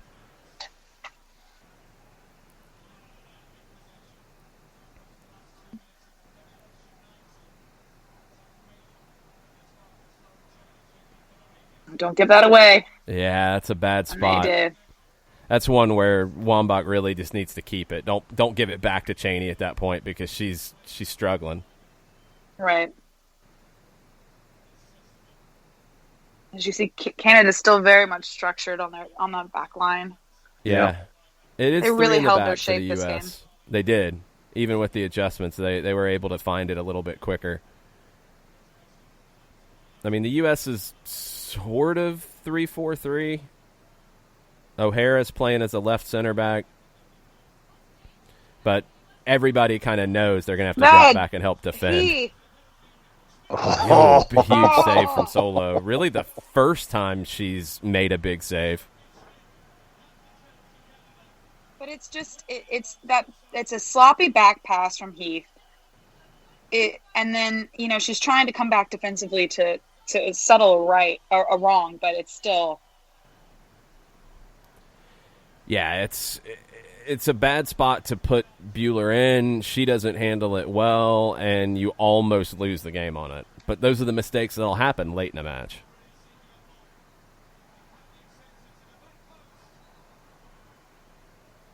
Yeah, just no angle there at all. Mm-mm.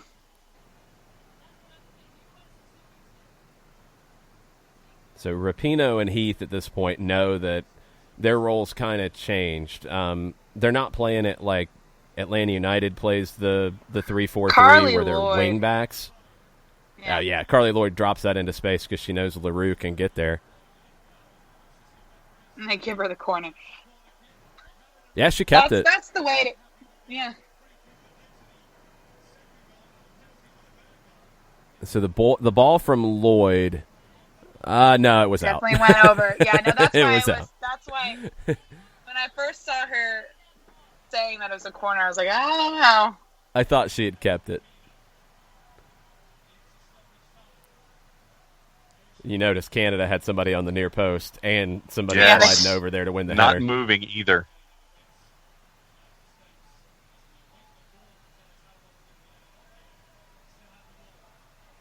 How much stoppage time did they add? 3, I think, which is crazy. Oh, God. That's not much. Everything that happened in the second half, that's not much at all.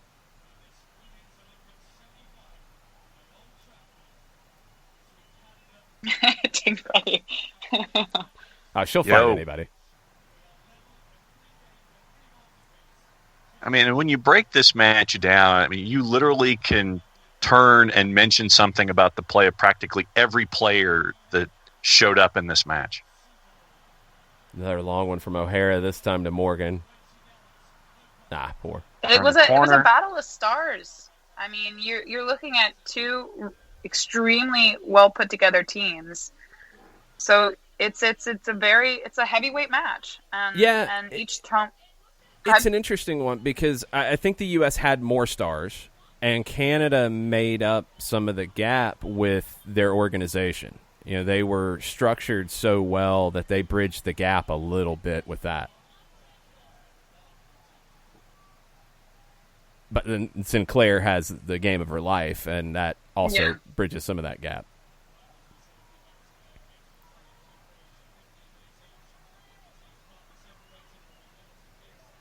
Watching this back now, I didn't really realize it at the time how much Alex Morgan grew into this. I mean, it felt like early on she was just playing off of Wambach, and it was more of Abby as the focus, but Morgan became the most important player up top as the game went on. I have to agree. Originally watching the game, I wasn't really focused on Morgan or noticed the ability that she had to provide, space for Wambach and give her the ability to try and get her head on the ball. But Morgan definitely did grow into the game, and so it's almost fitting at the end for her to get that goal. Yeah, with the amount of work that she put in. I don't know if I ruined it for anybody, but spoilers. eight years later. LaRue coming in with energy was big at this point.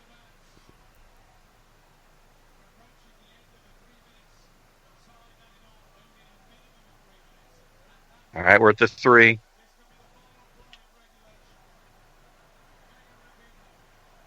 The drama. The drama.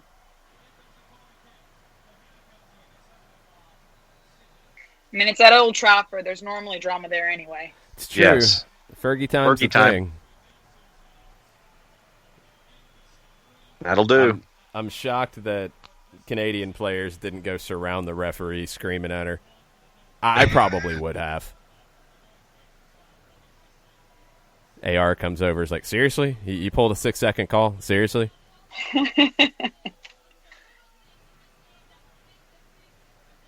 Who was the officiating crew for this match? I don't have the whole crew. The referee was Christina Pedersen from Norway. Pedersen, let's see. She was never selected to referee at any major international competition after that incident. Oh, wonderful. Yeah, well, I mean, it's that crazy of a call. After the match, Christine Sinclair said, quote, "The ref decided the result before the game started." Wow. Sinclair was suspended 4 games for that. I don't blame her. I would have said it too. No. I mean, I don't know if I would have said it that way, but to say that was the worst call I've ever seen in my life and it completely changed the game, yeah.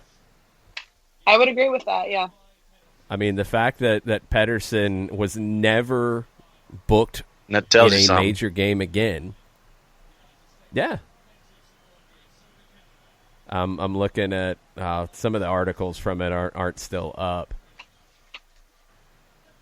But people were fired up about that call. Let's see if the Toronto Star article is still up that might have any quotes. I mean, it's just mainly talking. This is from the Toronto Star right after the game. It says, the only other time it appears to have been made in recent history was in a 2002 Premier League game between Bolton and Newcastle, according to Grant Wall. Bolton goalkeeper was penalized for holding the ball too long. Resulting free kick led to a tying goal.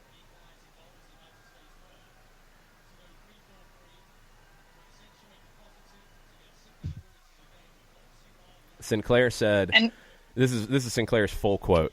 we feel like we didn't lose. We feel like it was taken from us. It's a shame in a game like that was so important, the ref decided the result before it started.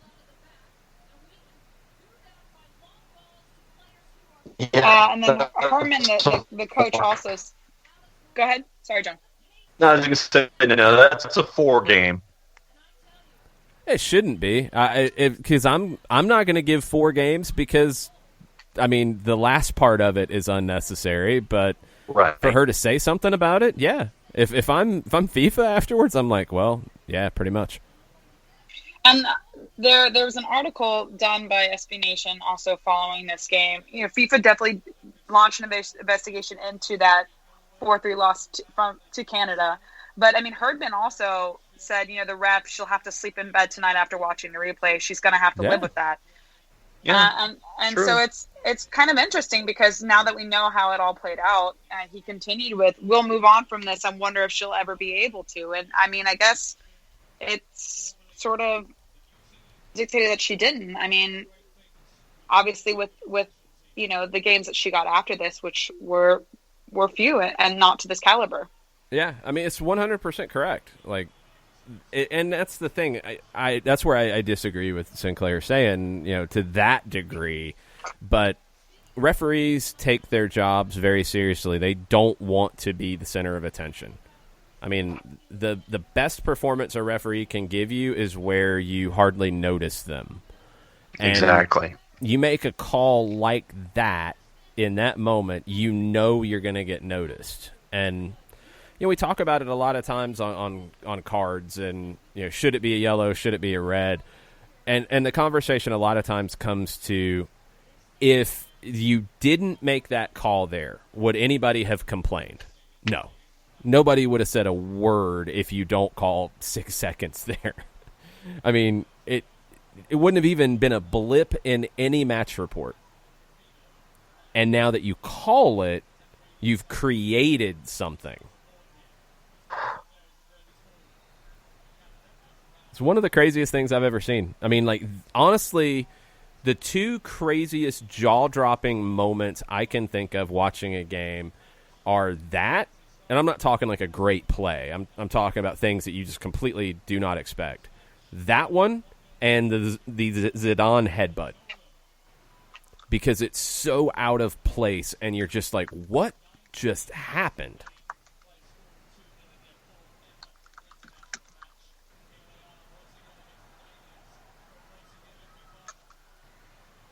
So a couple minutes into extra time. I mean, everybody's tired. You can see it.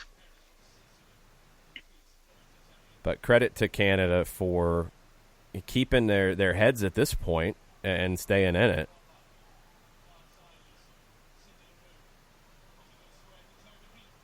Oh, Heath with the cutback. What a tackle, though.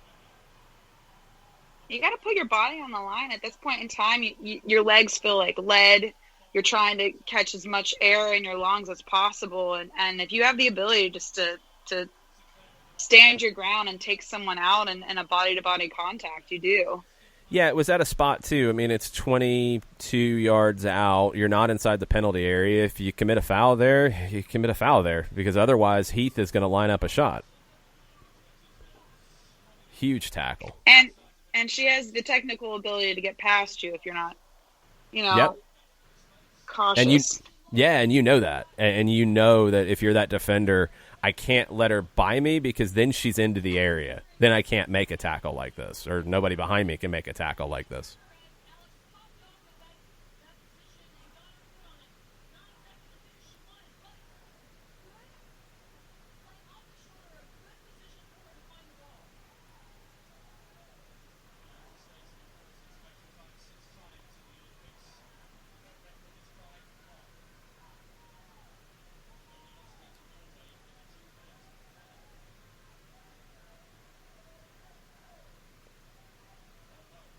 So both teams are a little, conservative at this point. You don't want to give anything up super early. You don't want to get caught.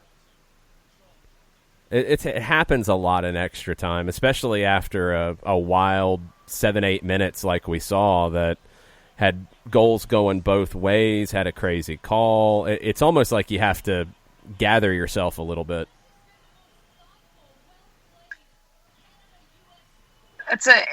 In a way, it's almost like you're trying to figure out the team all over again. Yeah.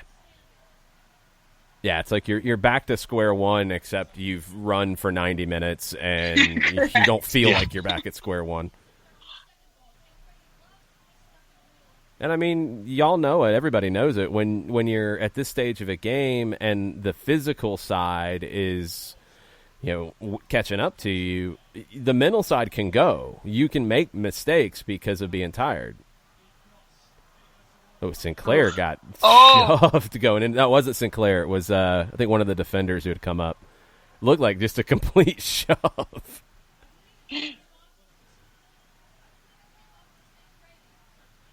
Oh, Tancredi nearly pulled an overhead flying volley. Yep. Good grief.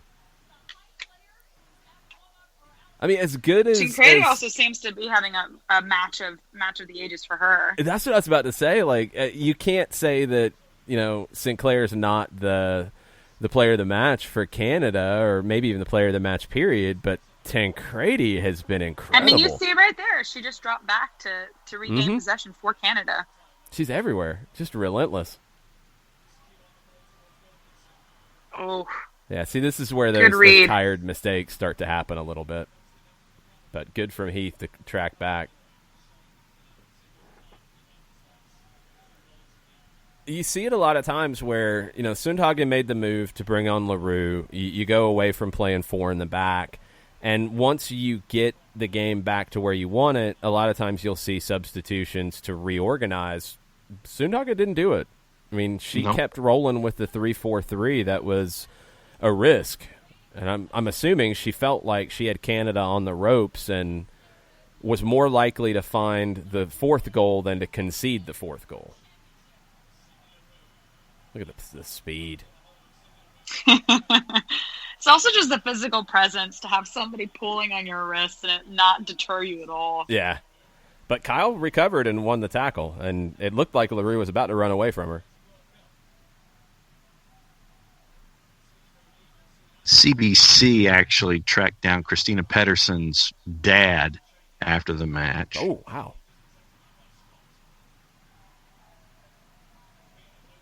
Hold on. Oh, yeah.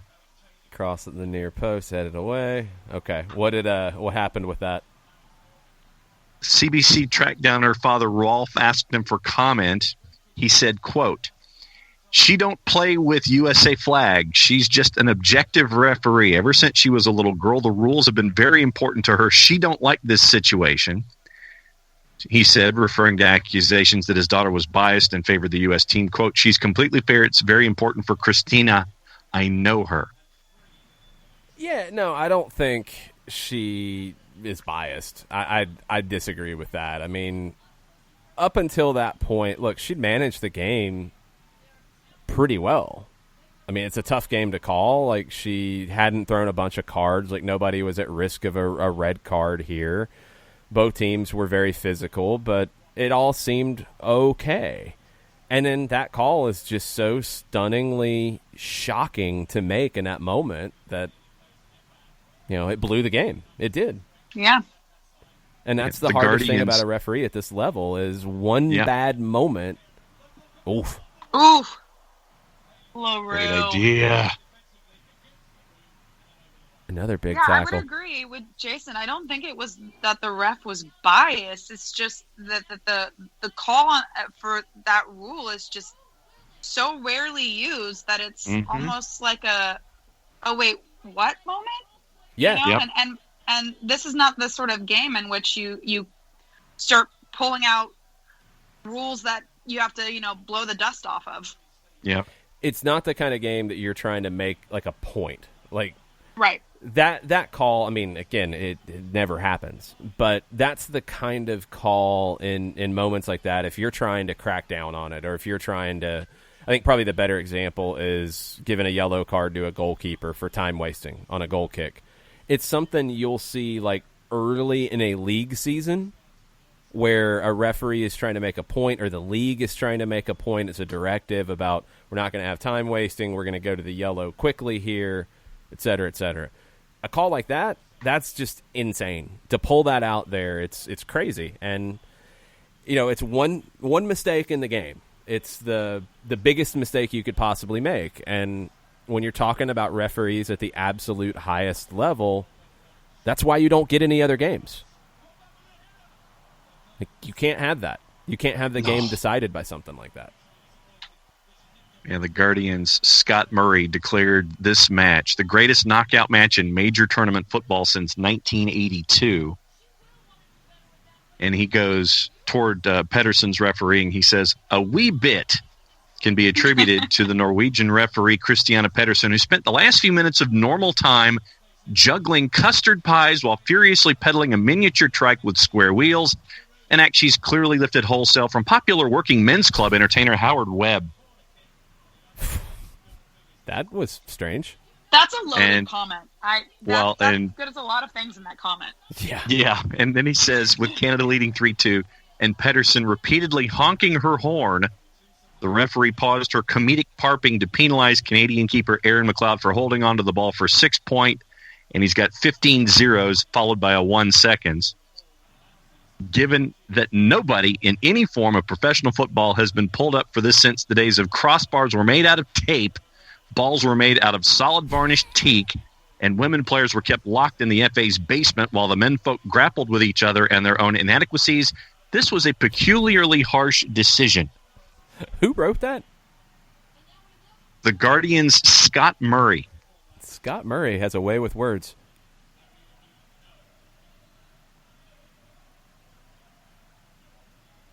Heather O'Reilly now in for the U.S.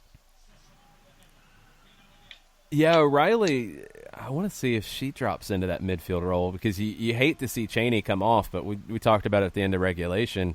You could see the legs were just gone. Canada also with the substitution.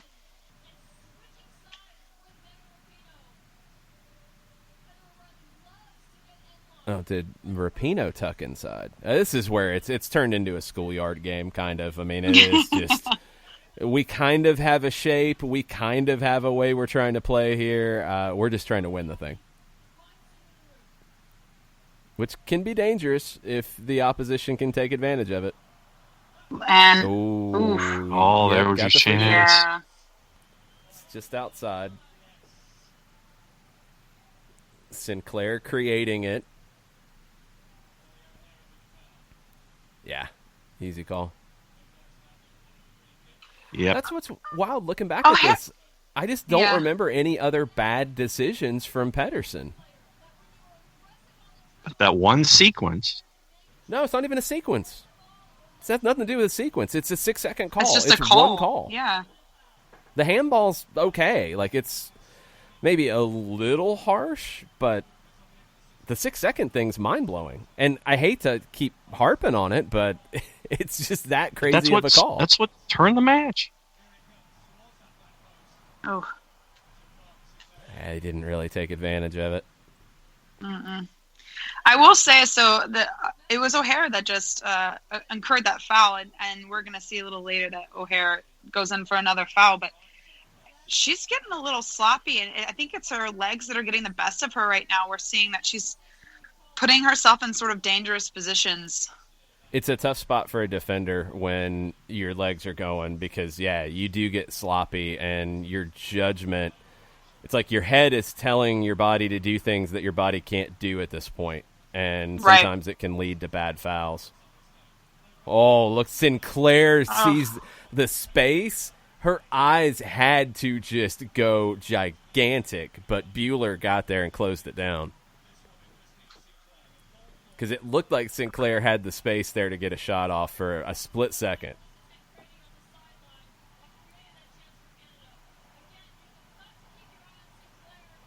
Kefsey, after reading the Scott Murray stuff from The Guardian, says, "Aye, lad, away with those words, Mr. Murray." Seriously. Scott Murray should get an award for that. He was on a roll, too, before and after that particular paragraph. Yeah. Oof. Just a bowling Huge collision of pileup. bodies. Yeah, of course Tancredi's That was a involved. car crash.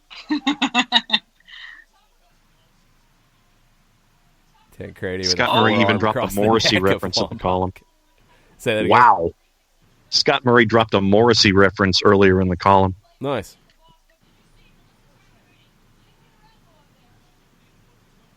Got her forearm, her left arm, and the elbow. Arlo's campaigning a little too hard there for Tancredi to get a second yellow.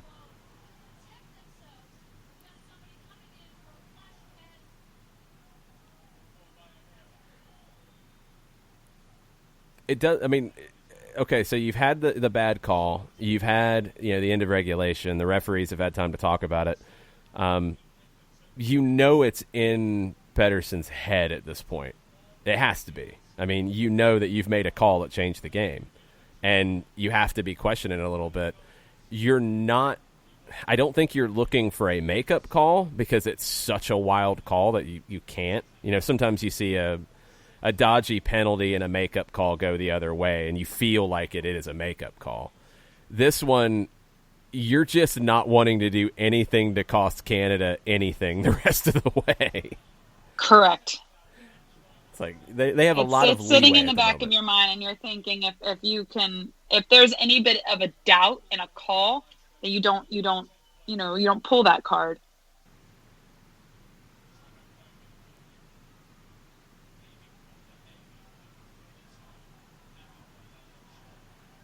Stoppage time in the first half of extra time.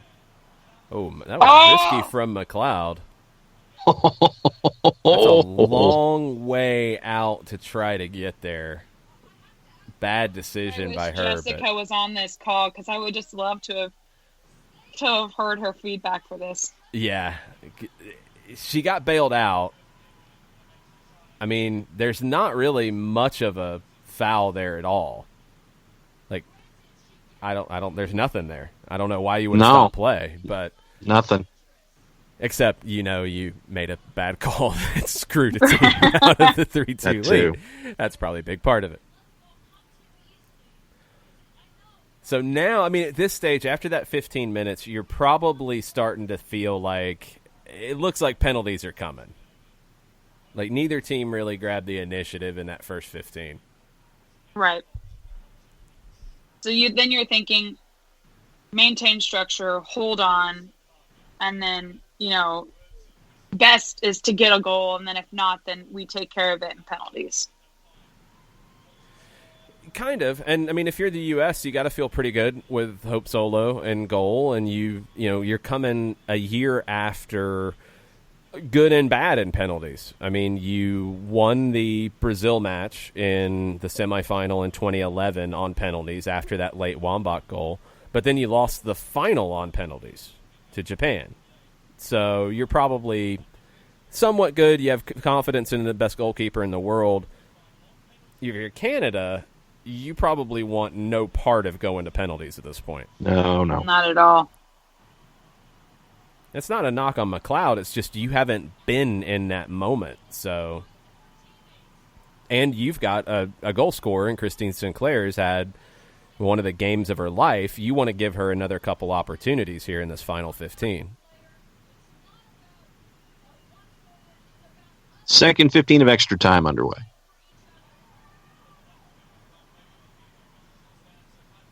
Rapinoe with an extra burst of energy.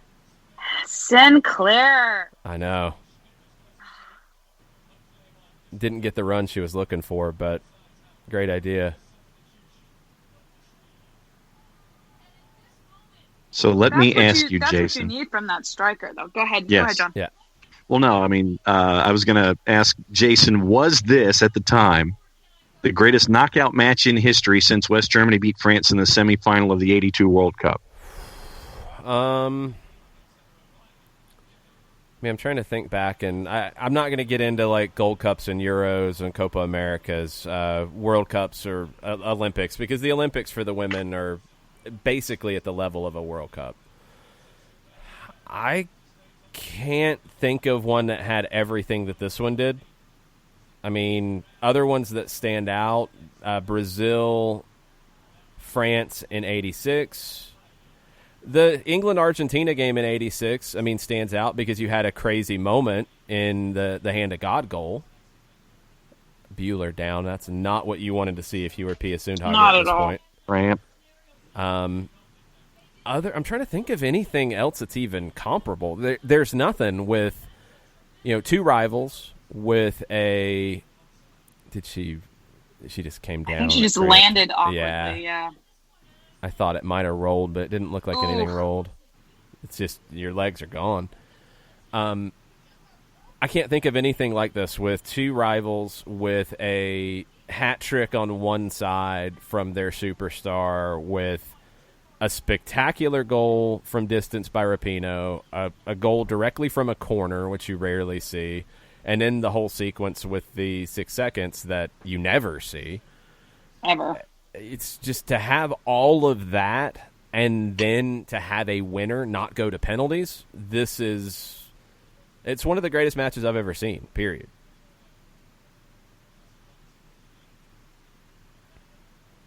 Because it just kept ramping up. It kept finding another level of crazy.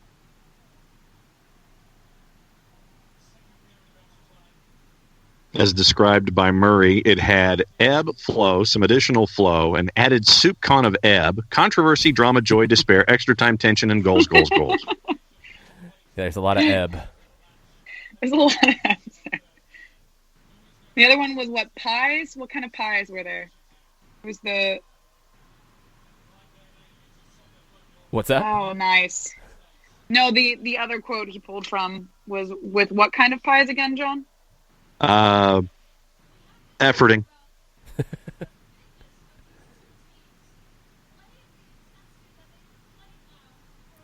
But that was particularly speaking about the ref. I mean, you're looking at two teams who have, played over 90 minutes. Their legs are, you see it on something like that. Just a bad giveaway. Yeah. Oh, the claim that Pedersen was juggling custard pies, furiously pedaling a miniature trike with square wheels at the end of regulation. Right. But, I mean, honestly, it was that one call. It's just so egregiously bad. So every time the U.S. gets a corner, you have to start, the heartbeat has to start going up a little bit. Near post. Well, you can't keep doing it, though, because Canada's already adjusted. If you put another ball to the near post, there's no point because there's already a player. Well, no, what I'm saying is make sure that if you're Canada, you have someone at the near post. Yeah, but they already got that. They covered that. Yeah. Moscato's trying to get a call there a little bit. Out my shoulder. Oh, no, okay. I think maybe her goalkeeper came down on top of her. Yeah, it was friendly fire. Oh. Yeah, Bueller was done. Sauerbrunn, I don't know where she was in her career at this point. Yeah, that's what I was just thinking. Because, I mean, now she's absolutely established. She would have been 27 at this point.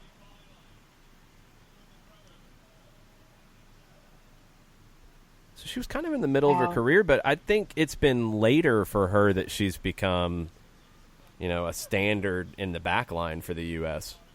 Right.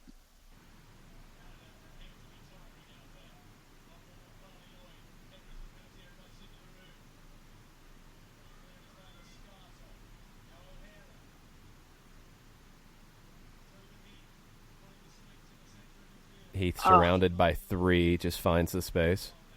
Mm-hmm. You don't expect anything else, though, out of her. I mean, she's just has that ability. And that was why I wanted to... Go ahead. I was just going to say that's why I wanted to ask the question earlier in the match about defending someone like a Tobin Heath and how you do it, considering we just saw her go have three Canadian players try to pin her in, and she just found the space and got rid of it. We saw O'Reilly come in earlier, but we haven't really seen her on the ball very much. They weren't able to get her 1v1 with people too often up to this point. Canada's got everybody back, so he's able to go back and recover it. It is emergency defending at this point. Outside of just the skills on the ball that Heath has, I think it's just her positional awareness. She knows who's around her. She knows when she's being boxed in. It's hard when you have a player that's technically gifted, but also just spatially aware of what's going on. Yeah, it's the combination of the two. I mean, it's one thing if you're talented in tight space, but to know how to create that space. That's kind of a little nasty from Abby Wambach. I mean, it studs up and caught her. It's late. That's one that could have been a yellow card.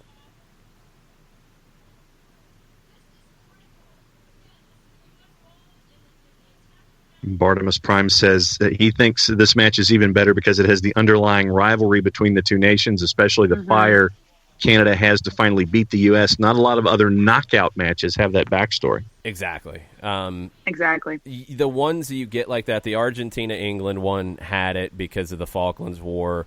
Brazil-Argentina in 1990 had it because they hate each other. There's not a whole lot of others. U.S.-Mexico in 2002 honestly had some of it. But none of those had all of the craziness that this one did. See, this is where Canada's just pinned in now. I mean, they're just out of gas. That's where you're hoping that your organization and your structure really come through. Yeah, I think Canada didn't want to go to penalties earlier, but at this point, you're just hoping to get there. You're just hanging on. If you get a chance to get Sinclair in space, great, but they don't have the legs to do much more. The U.S. looks far more fit at this point.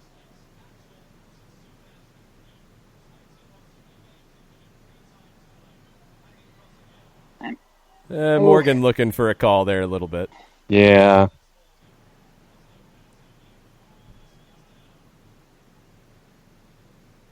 At this point in time as a player, if you go down, you stay down for a couple seconds. It's just to regain a little bit more air in those lungs. Give your legs a little bit of race. This is the tackle I was talking about. Oh, Riley. Good grief. Incredibly. Oh, man. So these are the tackles like this, when they happen in slow motion, I don't want to look at because it's just like you expect the worst. And oh my God, I can't. I mean, it is below that knee. Feel that. Yeah. Oh, and that's not good at all. Yeah. That knee just hyperextended.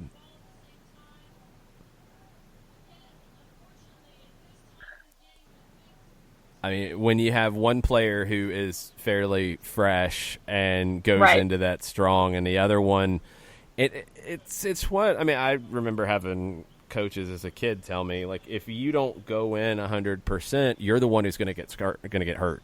You're the one who's going to feel it more. And at this point, I mean, you can't be going into a tackle 100% if you've been on the field for 90 plus minutes. You don't have 100%. But the way that leg buckled, ugh. And they're gonna. And I believe she was able to walk this off and keep playing, which is insane to me. But I mean, this just speaks to the resilience of athletes. That you see something like that, a huge knock on a knee, and it's like watching it in slow motion. You're thinking, how in the world can she carry on? But she walks it off and she gets back on the pitch. You're just full of adrenaline. I mean, and you also know at this point that, okay, it's the 116th minute. You're not going to have to play 40 more minutes. You've got adrenaline to get through another 4 or 5. Right. And that's what you're thinking. And I mean, you had a sub. I'm maybe a little surprised they didn't overrule it and didn't use it. That's wild because that's a nasty-looking tackle in slow-mo. It looked like her knee hyperextended. Salomon fouls Tancredi. Tancredi's feeling it, but this is where if you're Canada, it's like, okay, this is our shot. Right. You throw bodies forward. You look for that perfect lob in, hoping to get a header, and if not, to recycle back out and get another opportunity. Oh, straight at Hope Solo. Completely read it, and then starts the counters. Not just stepping out to read it. It's the pass with her hands out to Rapinoe to open the game.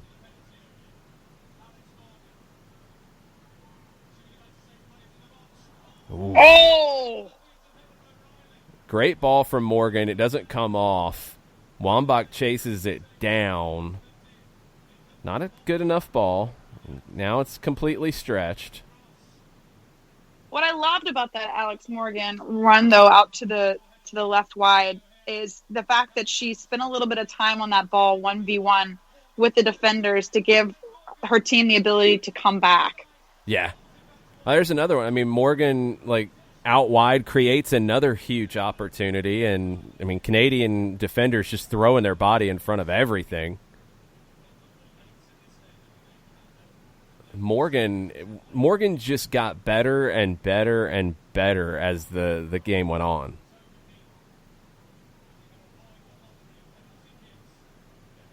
It's just constant recycling at this point. Oh, Pedersen tried to help Canada there. Up. Not her fault. And that's hard, though, for Sinclair. Yeah. Good header to Sinclair by Pedersen.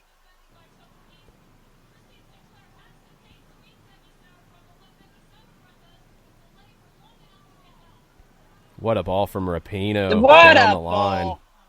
Crazy. Cut back in. Oh! Off the bar. Wambach falling back, puts it off the bar. Morgan again started with Rapinoe. Took a little bit of a deflection. McLeod couldn't get there. I mean, it just... Great control.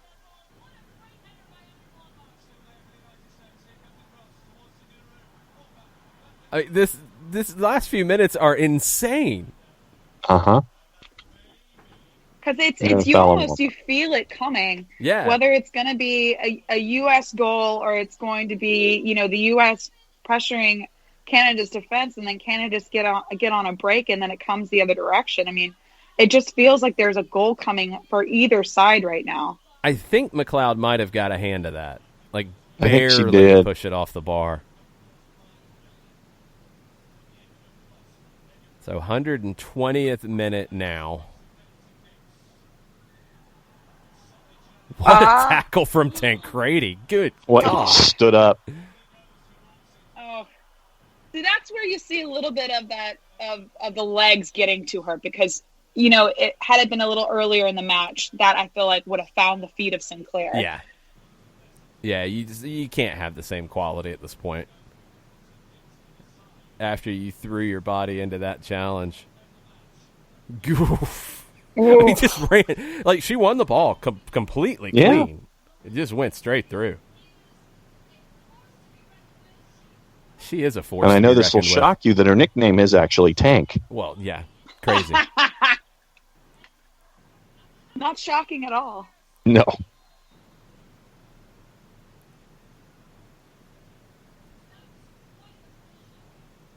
And then this is where I pull another fun movie quote from my favorite movie of all time, which is Twister.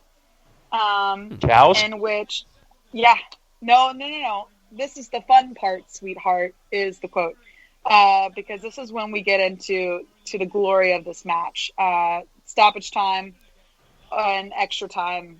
And then, Canada have the ball now, and we'll see how it plays out. I mean, since that challenge from O'Reilly on Scott, this thing has been absolute bonkers. Just in 5 minutes. If you just took the 5 minutes, if you took a scoreless 0-0 and you took this final 5 minutes plus stoppage time, this would be an incredible match. Oh. I mean, Canada with an opportunity. It's a dangerous ball right there in no man's land. And Sauerbrunn read it and comes in and plays it out.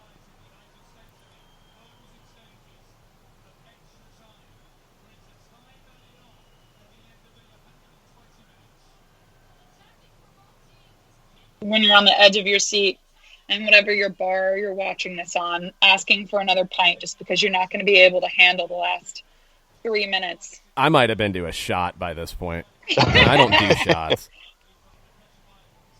And that there's that person that's calling you on the phone repeatedly, and you keep hanging up on them. No, the and they phone keep was calling blowing you back. up, but I turned it over. You're like, by not this point. now. No, I turned it over. I'm not answering the phone during something like this.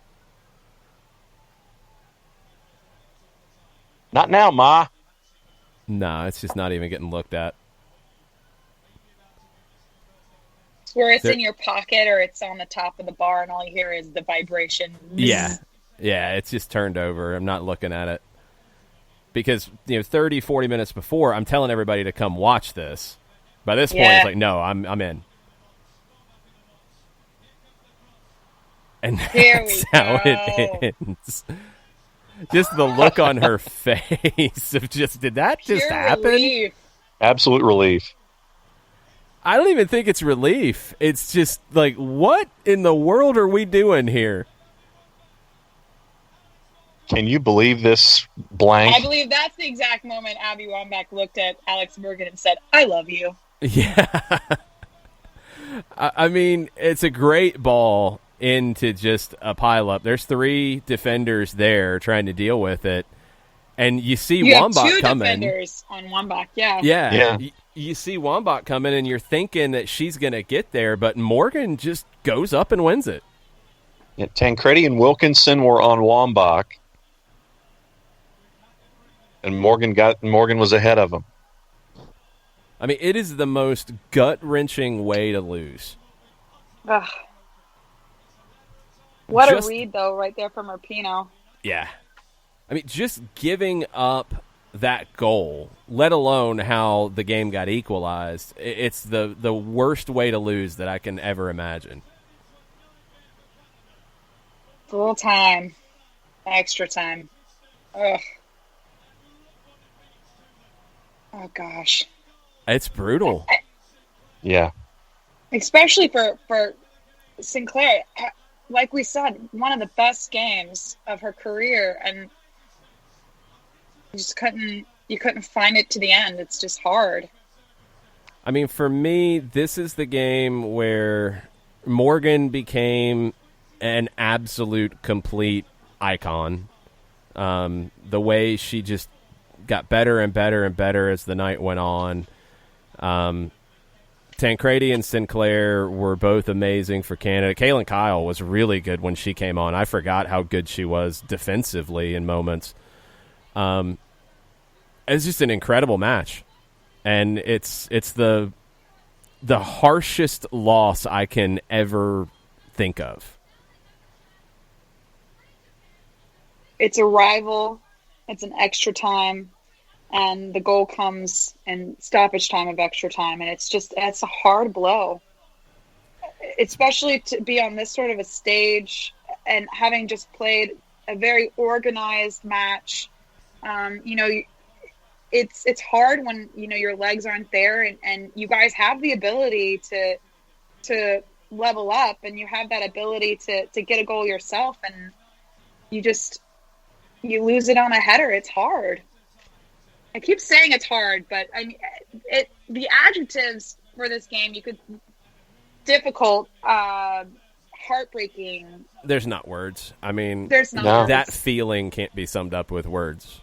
Like the only thing I can even put it to is in high school, we got knocked out in the state finals or state playoffs. We didn't get to the final on a goal in the last 90 seconds. And the game had none of this craziness. It was just a really tight game. And after that, I felt like I was blacked out for about 30 minutes. I literally could not speak. People were coming up, trying to console you. I could not make words come out of my mouth. It was just the hardest thing. And to have something like this go where you're playing your rival, you play the best game that you've ever played, you have the game, you're in a position to beat your rival in an Olympic semifinal and go to a final for the first time ever. and to have it taken away from you like that, it's brutal. Yeah, Bart comes in. He says the call from Arlo White gives him chills. Yeah. Yeah, Arlo doesn't get associated with the national team all that much. But yeah, he was great in this one. It was a lot of fun to watch it back because, I mean, even knowing it's coming, you're still feeling the drama. Right.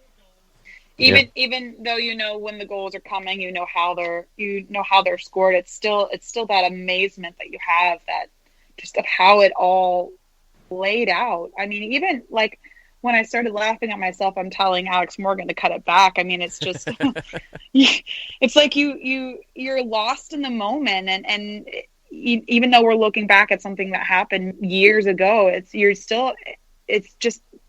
an instant classic, as everybody said after the match. It's an instant classic. Yep. Yeah. Chris 100%. Chris Hutchison says Wambach, period, physical, period, presence, period. Wambach and Tancredi would both qualify for that. Yep. That's what this game had to me. I mean, that's why it's one of the greatest matches ever, because you had physicality, you had skill, you had drama, you had controversy, you had everything that you could look for in a match. And it holds up. Like, watching it back, it absolutely holds up. It's one of the best matches I've ever seen. Agreed. I definitely have to agree. All right, final thoughts from you two. Oh, Kelly?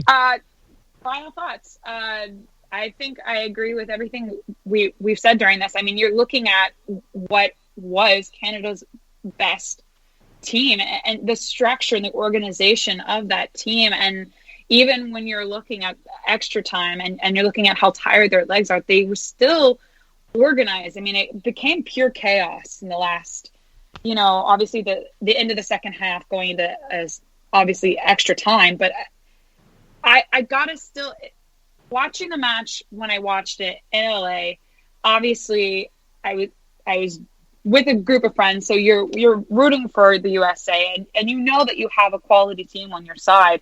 I didn't take as much account and notice of Canada and just how structurally sound they were, and then rewatching it, you can't help but notice just how good they were.